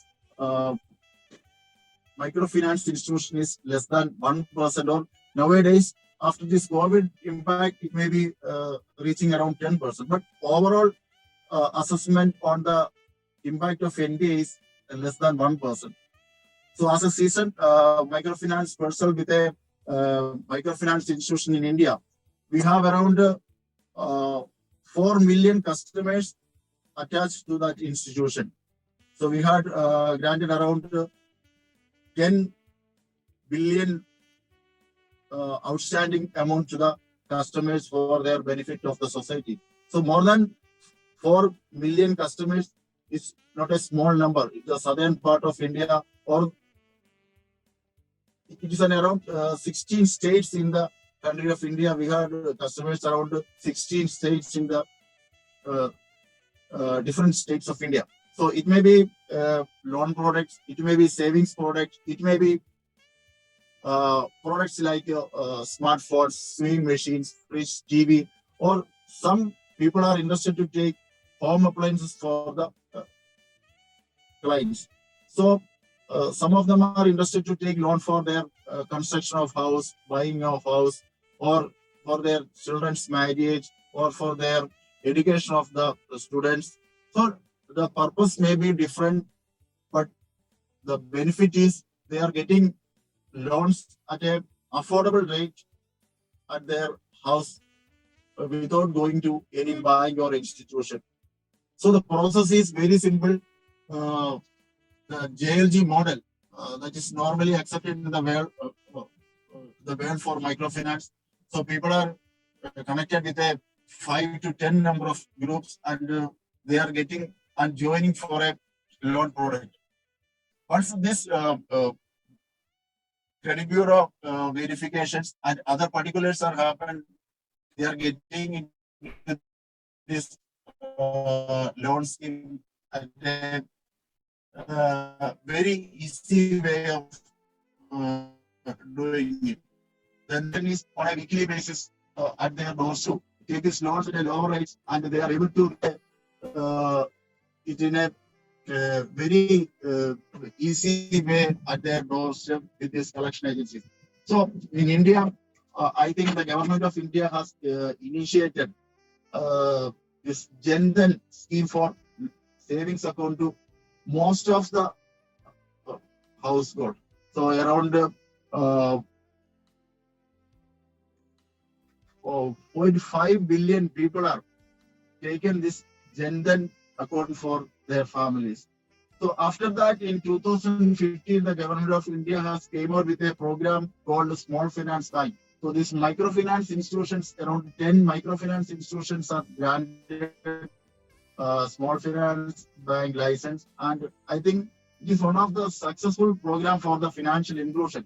Now these microfinance customers were able to get into the bank. They were able to take other than microfinance like savings products, insurance product, then weekly savings products. So lot of initiatives were happened in this small finance sector. So this is one of the amazing initiatives by the government of India for making the financial inclusion a very successful one. So nowadays, some of the difficulties or some of the issues faced by many countries. இல்ல கண்ணா இந்த பக்கம் போட்டுருந்தேன் காலை மடிச்சு கால் வலிக்கிறது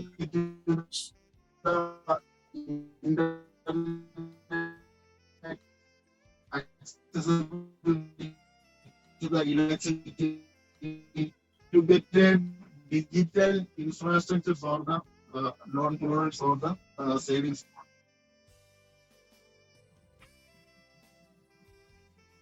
So how this women empowerment is economically beneficial to any country?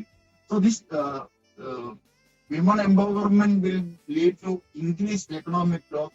Once this women is empowered, they will get a better education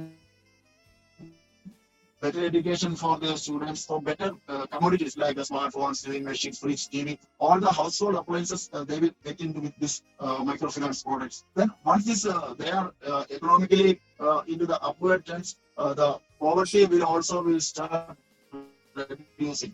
So I think he will join us later. Well, adding to his points of digital financial inclusion, what is the most need of the hour is that, as he was mentioning, encourage effective implementation of the G20 high-level principles for digital financial inclusion in G20 and non-G20 countries, particularly with respect to underserved and vulnerable groups according to the national circumstances which are prevailing in that particular country.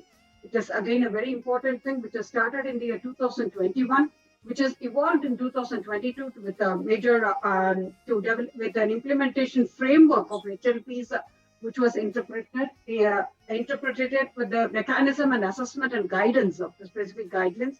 Moving ahead, it was added with the promotion and the development of the responsible innovative payment systems that provide affordable, secure, and transparent, inclusive payment solutions across the borders within the G20 countries and also non-G20 countries to support and progress, indicating the cost of remittances while maintaining the consumer protection and disclosures as well. So moving ahead, again, it was started in the year 2021 and moved ahead with 2022 and 23 as well. So the last but not the least, which has to be have its mention, is that to identify and promote the national and global policy options of supporting with ensurance of implementation that facilitate the expansion and diversification of the financial services, including leveraging digital financial services of SMEs in G20 and G20 and non-G20 countries. That was also mentioning, as he was mentioning, it contributed to the women empowerment as well. So thank you so much, sir.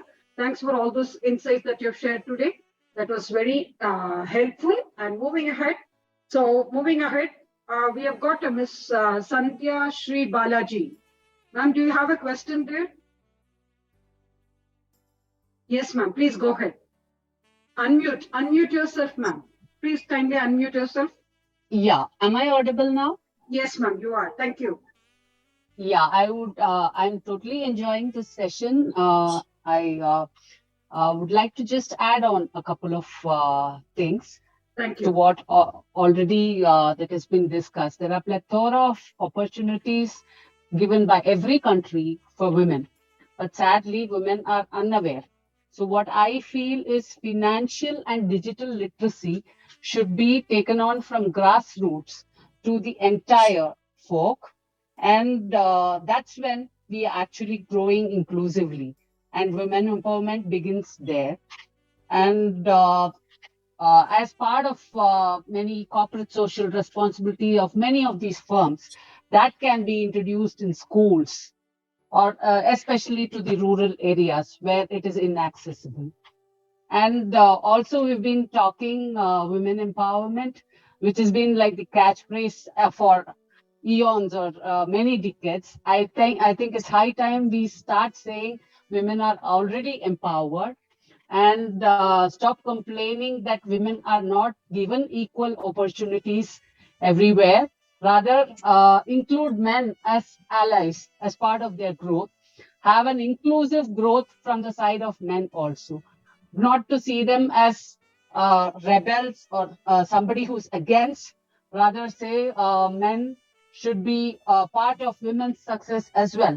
Just like we have to say behind every successful woman, there is a man. And we should focus on bringing in the attitude of positive masculinity in the society rather than complaining about ideas like male chauvinism. I'd just like to put forth these thoughts. Thank you so much for the opportunity, and it was a pleasure sharing the digital dais here. Thank you. Thank you. Thank you so much, ma'am. Thank you so much. That was a very good mention that you mentioned about the women empowerment, which is a much need of the hour, and we should start working on it. And with all, as Mr. Prince was mentioning, women entrepreneurship should be emphasis for such that they are able to open up their SMEs and they are able to contribute more to that. Thank you so much. On that note, we would like to present the forum to next speaker for the day, Mr. Balaji Krishnan. Mr. Balaji Krishnan, sir, welcome to the floor. Yeah, good evening to all of you. A small introduction. Thank you so much. Okay. Yes, he is a qualified CA with more than 20 years of experience, who believes in transformational policies and all, which has always led the ways from past to the future. And he says he enjoys present as a gift. Thank you so much, sir. And he is one person who is always emphasizing on the fact that be the change that you wish to see in the society. That's a very good note on that.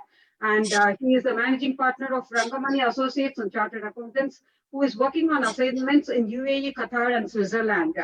So on that note, we open the forum to you, sir. Mr. Balaji, over to you, sir. Thank you so much. Thank you very much. Good evening to all.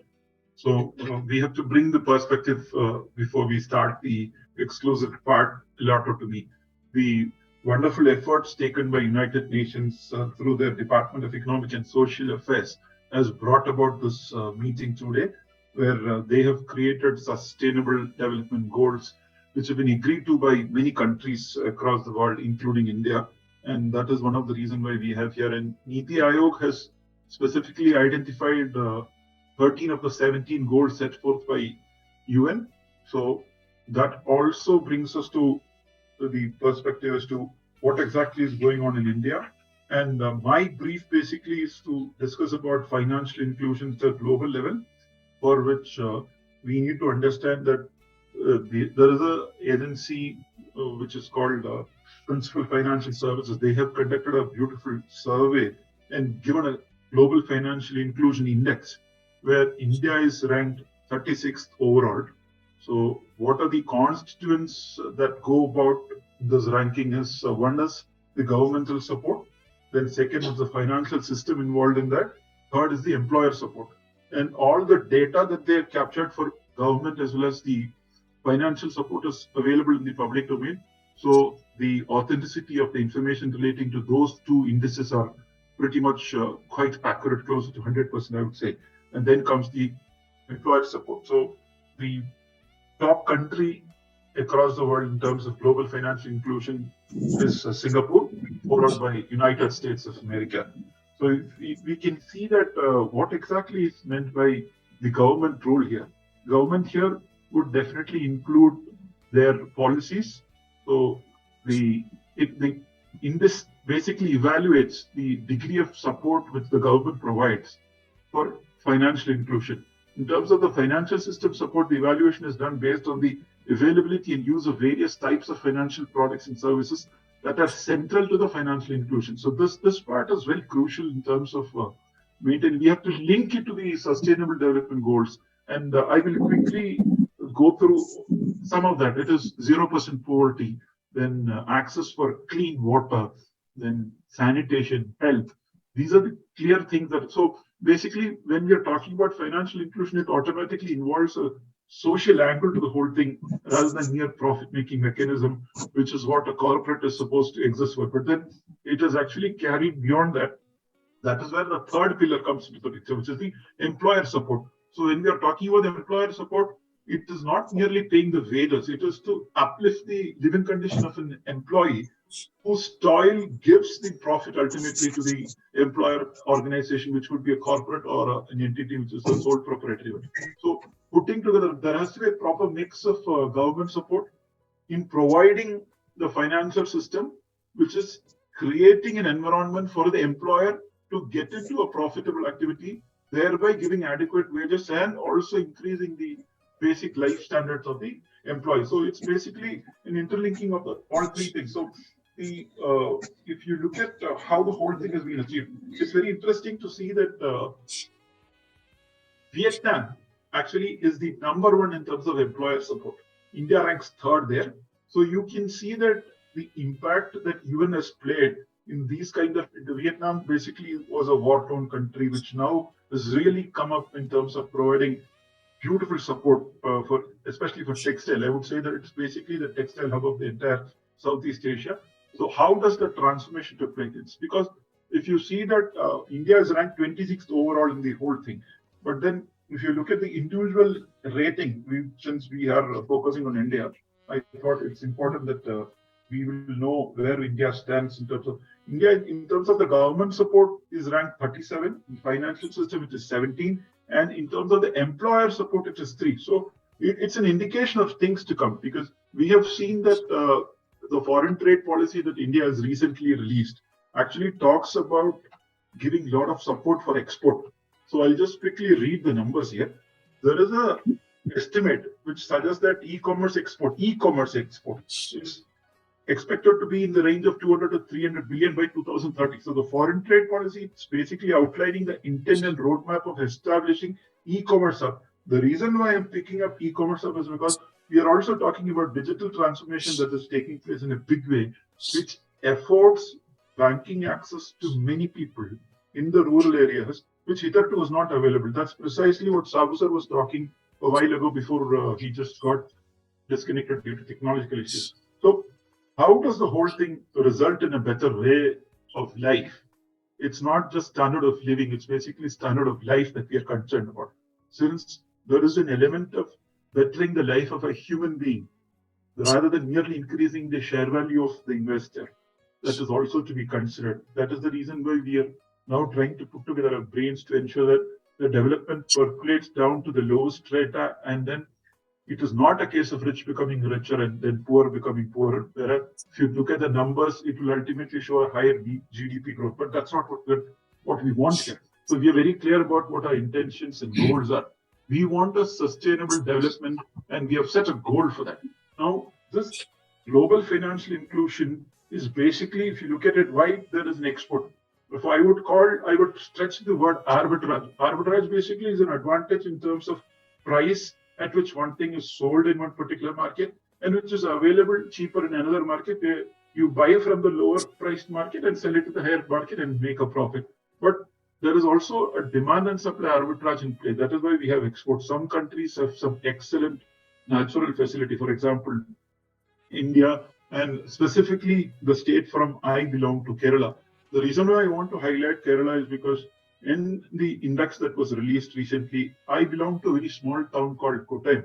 Kottayam has 0% poverty. I think it is one of the 2 cities in the whole country of India where we are proud to claim that there is not a single person who sleeps a day without proper food being given. That's one. I wouldn't flinch to use one hell of a statement, because Kerala generally is considered as an industrially backward thing. But then what actually contributed to Kerala's sustainable development growth basically is because it had all along provided education. Kottayam actually in the late 1980s was the first district in the whole of country to have 100% literacy.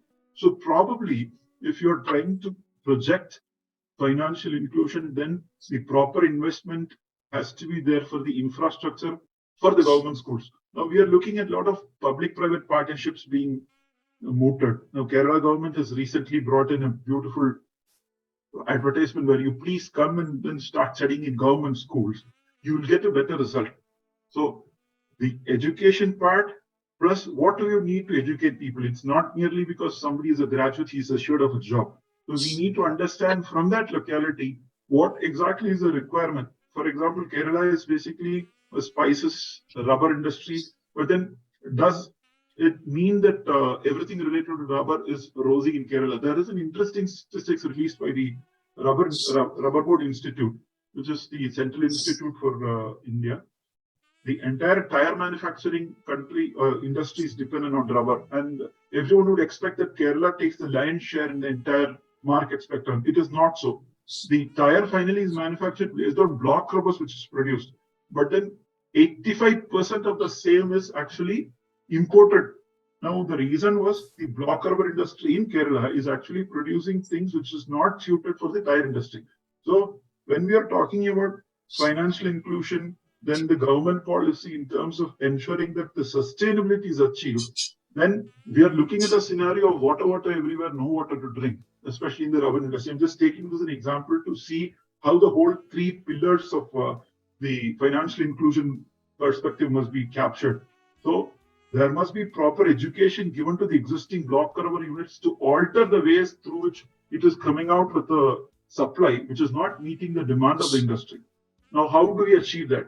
We have to conduct seminars in the specific field where these people are working, educate them, and ensure the adequate finance. That's why the second part, the government has to ensure that the financial support given to the particular industry is actually meeting the requirement in which the output is consumed properly.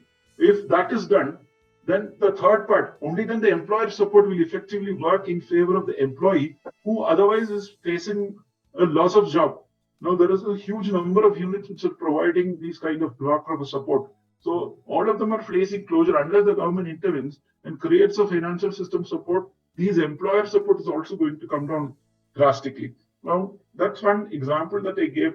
But then there is another angle to the whole thing. If you look at the way finances are structured across the world, there are a lot of countries where the cost of credit is close to zero. Now, the next challenge will be to overcome the foreign exchange fluctuation, which will also put a dampener on the cost of funding. if you add both the risk hedge and the interest rates would almost come to the same level. But then if there is a way these things can be addressed at the government level, then we are looking at a much wonderful world than we otherwise perceive in terms of achieving the 0% poverty or ensuring that one good meal is given to any person whose worth is salt in his life. So ultimately, we come to this world to ensure that the happiness index is better and it has to be improved as well. Of course, challenges are there in terms of the interaction that the governments may have with each other, but then we are looking at the world as one unit. That is why this whole forum is very relevant. United Nations doesn't talk about the development for one particular country or a region. It talks about the global economic growth in a sustainable manner where each of the human being has a right to stay happy in this world. So it is at that level that we need to think about advocating global financial inclusion. And a lot of countries need to take you. For example, we need to understand what is so special about Vietnam, where they are given first ranking. So as a country, India needs to understand why we are ranked 37, even though we have one of the best digital banking system in the country, in the world rather, where a lot of European countries don't even boast of the digital banking transformation which has happened in India. But then that is only at the consumer level. So you need to bring that digital transformation positively to the lending aspect as well. And for example, we have faced a lot of issues in terms of NGOs being given. There is a NGO which has around 30,000 incubator small farming units where they are given a lot of advice as to which crop to cultivate at which point. They provide warehouse, but then the banking system is not evolved to understand that it has to look at the micro funding aspect of it rather than thinking that the funding goes to the NGO. NGO doesn't take the money. So policy shift is not required. Fine-tuning of existing policy itself will bring in about a huge transformation where when India is galloping towards the magical first rank in the global position where we are now currently perched right behind Germany, we are very soon poised to overtaken by the end of 2030. It is stated that India will become the third biggest economic powerhouse.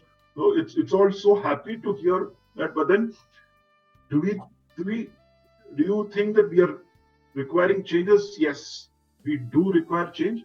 And do you think it is not possible? It's very much possible. So the policymakers or people who count in terms of getting this across to people at the policymaking level, we would be more than happy to contribute from the chartered accountant fraternity to give our insights, because we sit at the lowest strata, sit with the clients, understand their challenges in terms of why it is not moving forward, even though there is a lot of positive things generally in the economy, why it is not tapped and brought down to the individual micro unit. So with this, I sum up, I'm saying that it is a macro issue in terms of thinking about financial inclusion in a global manner. But then ultimately, unless you're meeting the micro requirement, the macro policy per se may not really meet the requirement of the economy and the times that we are in.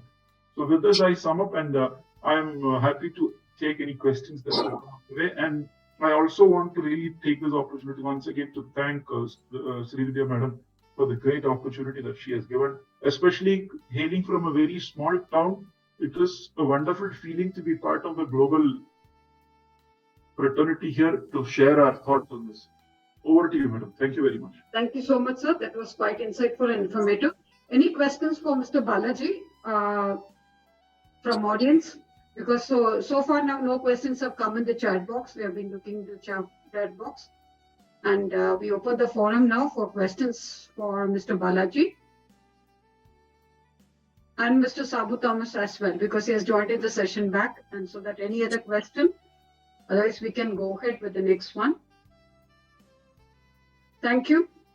Well, coming back to the session once again, like as Mr. Balaji was mentioning very clearly about the financial inclusion. Yes, definitely it includes about global partnership for financial inclusion that was started in the year 2017 as such. And since then it has been moving forward, which is very consistent with the overarching objectives of GPFI. That is what is saying. The action areas that, as he very much covered most of them, as across 5 cutting issues of setup, which was set up by the FIAP, that is SME Finance Subgroup, forwarding the implementation of G20 2015 G20 Action Plan or SME financing through report of the countries and assessments which happened in the year 2017 and in the year 2019. And definitely the report measured the progress, which he very well mentioned, covered in his implementation of credit infrastructure reforms and highlighted the key areas of further improvement. As such, collection and reporting of available SME finance with macro country level data available and to the micro country level data available, with the development of the financial institutions, including individual banks and other lenders and financial. Thanks for the mention, sir. That really adds value to that. And the report on alternative data transforming the SME finance was more regulated and standard setting bodies, that is SSB subgroup, which was engaged as policymakers in the private sector and integrating financial inclusion in the work of the global SSBs. So that was also carried forward. And last but not the least, which he did mention about the financial consumer protection and financial literacy, that was brought up by the subgroup of FCPFL, has taken it forward to G20 leaders' commitments on financial literacy and financial consumer protection through promoting and supporting the activities of data harmonization used to measure the financial literacy. And of course, all these are possible these days in a much more influential way with the digital, enhancing digital literacy, getting enhanced there into the finance as such. Thank you so much, sir. Thanks for those wonderful contributions which you have covered overall. And thanks for that great session from you. Well, we would like to, yes, thank you so much, sir. Mr. Sabu Thomas, would you like to add something there?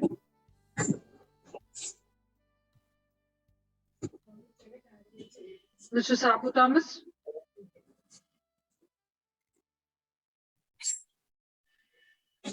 Okay. So now coming back to that, we open the forum. We have only 20 minutes left towards the end of the session. So we open the forum for the question session, or any other person, any other speaker would like to contribute something. We open the forum so that you will be able to contribute. Welcome, Dr. Venkat Reddy. Thank you so much. Thanks for having you on the session. Please go ahead.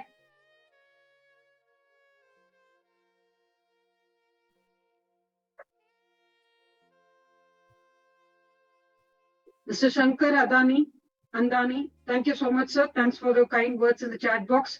Would you like to add something here? Any other person, would you like to add something?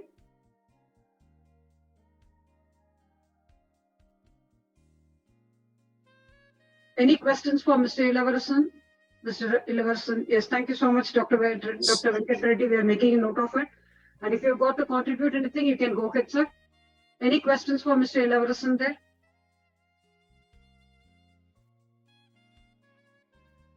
Okay, thank you. And we would like to introduce Mr. Khalid Bekar. Mr. Khalid Bekar. Sorry. Sorry. Okay. Mr. Khalid Bekar was a person who was representing Mr. Abdul Walid Malik, and he is a senior researcher in cybersecurity offices, and he works from Dubai, and he has been an advisory member of Ducto Travel and also PepsiCo as a PR and a data management analyst. Thank you so much, sir. Welcome you on board. Though we were not able to welcome you in the beginning, so we thought we'll just have a mention before the forum gets over. Anybody else would you like to contribute on this? We have opened the forum to the audience. Please go ahead.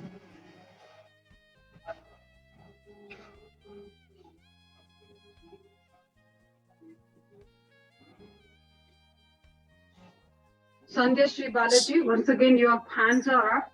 So, is there anything that you want to add on, ma'am? Please go ahead. Thank you. Yeah,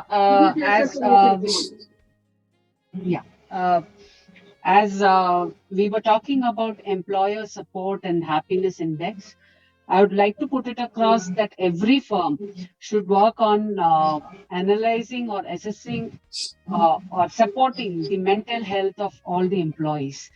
There is no fixed scheme in any country as such, as far as I know. Uh, there has not been a mandate as such. For example, you have when you have to give a medical claim or any kind of insurance for any other benefit or perks for the employees, all that is checked is physical health. So there has to be an importance given to this, and especially for the women, which again enhances women empowerment, because women tend to put everything first for everyone else and forget themselves, and they are always undergoing immense pressure. So that will be of great support and enhancing the women empowerment that we all look forward to in the future. Thank you. And of course, I think I missed you for the session that we had for women empowerment there. And we just talked about these, we covered these points as such when it comes to the women empowerment and women entrepreneurship, which was taken as one of the very high level principles of G20 as such from G20 Women Finance Report. Hope you'll agree with me. Yeah, definitely. It plays a very important role, and probably sometime if I could get the recording of this session, I would love to go through. Oh, definitely, ma'am. Definitely, not an issue. We will just share the recording. Thank you. Yes, sir. Now, question answer session. Anybody for any questions, please go ahead. Can I talk to you, Srividhya ji? Yes, please, Dr. Reddy, please go ahead. We have opened the forum for Dr. Reddy. Please go ahead. You have unmuted yourself, Dr. Reddy. You can go ahead.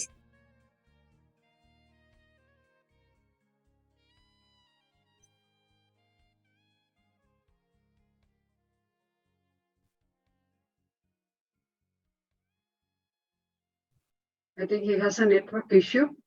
Dr. Reddy?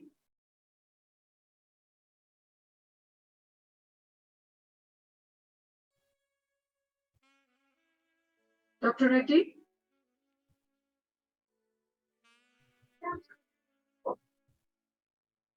Yes.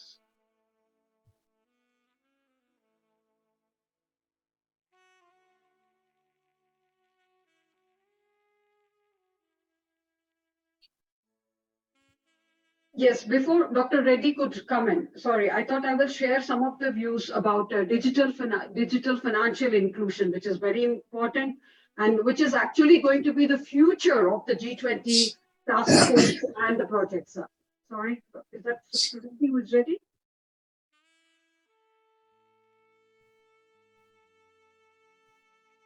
Okay, he's joined in again. Okay.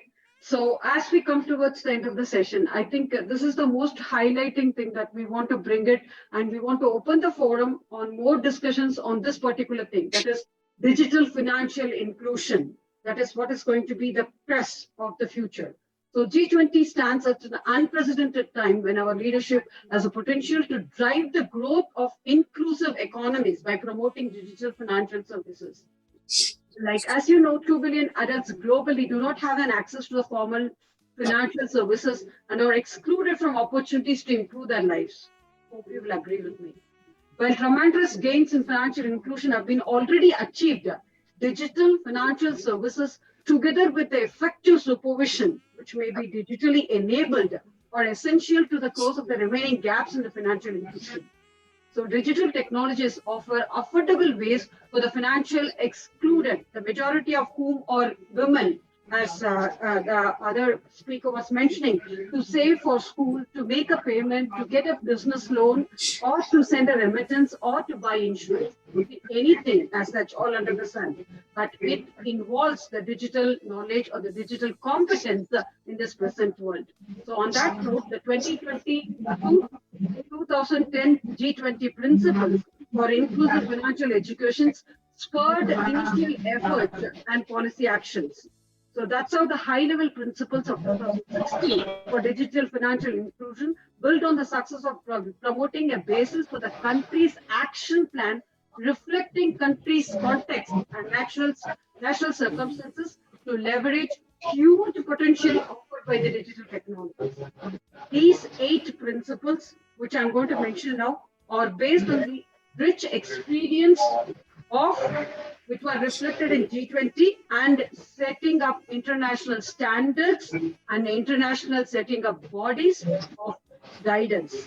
So what does it include is that number 1, principle number 1, promote digital approach to financial inclusion. Principle number 2, balance innovation and risk to achieve digital financial inclusion. Principle number 3, may I request the audience to mute? I don't know who's that. Thank you so much. Thank you. So principle number 3, providing an enabling, am I audible? Providing an enabling and proportionate legal and regulatory framework for digital financial inclusion. Principle number 4, expand the digital financial services, infrastructure and ecosystem. Principle number 5, establish responsible digital financial practices to protect consumers. Principle number 6, strengthen digital financial literacy so that we will be able to achieve our optimum of and awareness. Principle number 7, facilitate customer identification and digital financial services. Principle number 8 is very, very important. That's going to be the key point or the actual milestone in achieving success. Track digital financial inclusion and progress.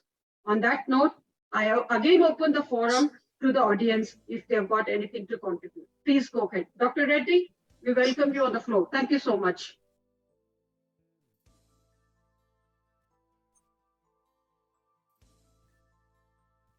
Once again, we lost Dr. Reddy. Yes, Ms. Sandhya Sri Balaji, again, your hands are up. I think you've got to say something there. I did not raise, but luckily I do have something to say. Thank you. Yeah. I think one more principle that should be included is it should be a mandatory document to be financially and digitally literate, like how you have your Aadhaar card or voter ID. That has to be our goal. I mean, not just for India, across the globe. That's when the entire system will be transparent for all kinds of development. Very true, ma'am. Yeah. As such, it contributes to promoting responsible and inclusive policy making. That is also one of the factors, one of the parameters. Absolutely. When we start using the medium, that is when we understand it, and probably we will also see less of digital crimes when there is more understanding and tolerance. Very true. When it comes to one of the sustainable developmental goals which are more relevant to the financial inclusion, it talks about definitely eliminating extreme poverty, reducing hunger and promoting food security, achieving good health and well-being of the stakeholders, and promoting gender equality, as we are all talking about. And the last but not the least is very, very important, promoting sustained, inclusive, sustainable economic growth, full and productive employment, and decent work for all its stakeholders. That's what is the thing. And the last is that industrial innovation and infrastructure, building up resilient infrastructure and promoting inclusive and sustainable industrialization and foster innovation. That's one thing.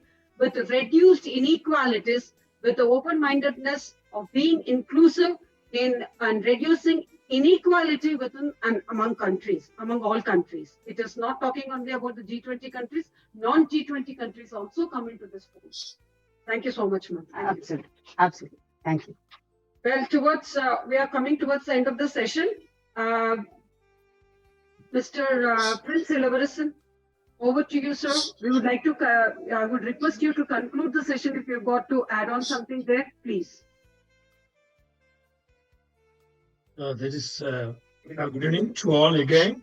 Really, it is a good, wonderful section. And we got the more information, particularly for the inclusions as per the G20. This is a new area that people should get the awareness in the market almost. because most of them, they thought only about the finance and business is literally different. What they did till now is the conservatism basis. Then in futures, is mostly adopted with technology. They rightly what you say that you and another about the women empowerment. They are easily can transfer money, can get information. We are as per survey around 5.2 million, not 5 point, around 2 billion youngsters, those who have the age of below 25. I'm not sure that age. Below 24, still they're not aware of the digital transformations in all over the world. Particularly the woman, around 60% that is belongs to the women empowerment, women's. These all the G20, they directly or indirectly, they're supporting in various way to educate the people first, to educate, to reach the technology to everyone in the world. That is what they are trying to do. Not only we cannot identify the particular country, even all the country, even that go for US also, somebody is, they are not aware of the technology. UK also, somebody is not aware of the technology. But anyway, this is all another way to get the easy transformations. The easy transformation will reduce the cost because of transfer, because of technology, advanced technology. We can reduce the time, particularly with the time and secured way and less investments. These all will get more advantage for our people. But really, these initiatives, what you took is really good initiatives. And thank you very much for that one.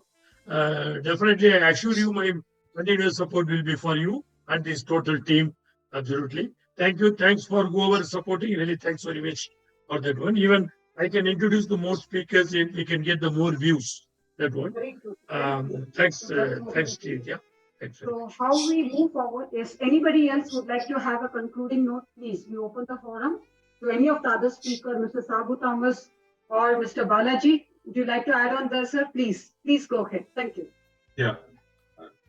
It's again so energizing to see in terms of the policies or the framework with which the 8 pointers that you talked about. As other sir was saying, Prince sir was saying, it's basically the unawareness that has to be addressed. People have to be made aware of the case. A lot of people still think that you should take that. I know millionaires and billionaires who still don't have a smartphone for the fear that they think that, oh, if I use a smartphone, all my money will be lost. It's not like that. We are not in a dark age or a world where anything can happen. So the education part, maybe the government should take, it's not related to these two initiatives. Probably whenever there is a movie, we see the smoking related challenges being displayed on screen before the movie. Maybe if they can consider this digital ability that can transform the lives as a short 30-second video across the movies before the movie, that will actually transform people to realize that they are not trying to chase a demon or keep a demon with themselves. And also the same way they can put something related to traffic related challenges. So these are small areas, but then people who watch movie, they are now fed up with it. The moment this video comes, they go off. But then if they talk about digital financial transformation that can take place if they use their smartphone, they don't have to go to the bank. You actually bring down the time required to execute it. That's the biggest advantage of digital finance and digital banking. It's actually one of the safest method as well. So once you make people aware that there is a huge world to be captured, probably they will take that first step. Now, once you put them into the water, then there is no looking back.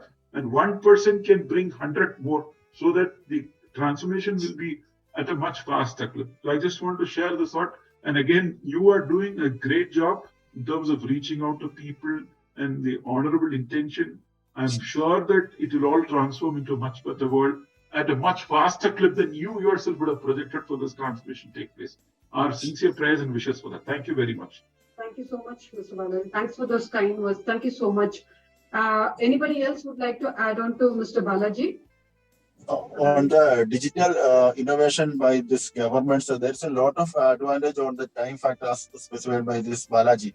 Because earlier there was a period when a customer wants to open an account, they have to give a lot of documents, lot of time recorded, at least 7 to 10 days required for getting an account open.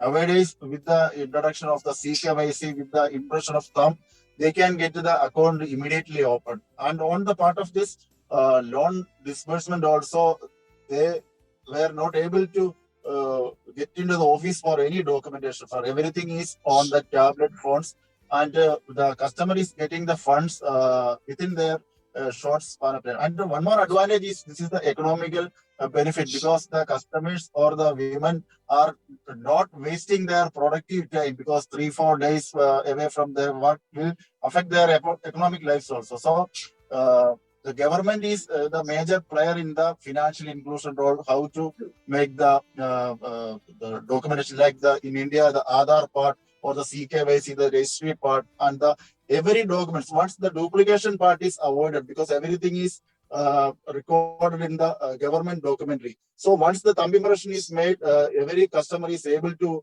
open their accounts with their Aadhaar card or PAN card or their voter ID card. So there is a substitution of energy and time saving is there. So I think this the major initiative for the financial inclusion is the digital part. Also the internet availability, like the 4G, 5G, that part is one of the major areas. In every area, if the connectivity is better, so the collection part, then the recovery part, then the documentation part, everything can be easily accessible to every institution. So thank you for this opportunity. Earlier, my phone was disconnected. That is the reason I'm able to come. Thank you so much. You mentioned that it is digital means we should be prepared for it. That's what the metacognition ability is all about. Thank you so much.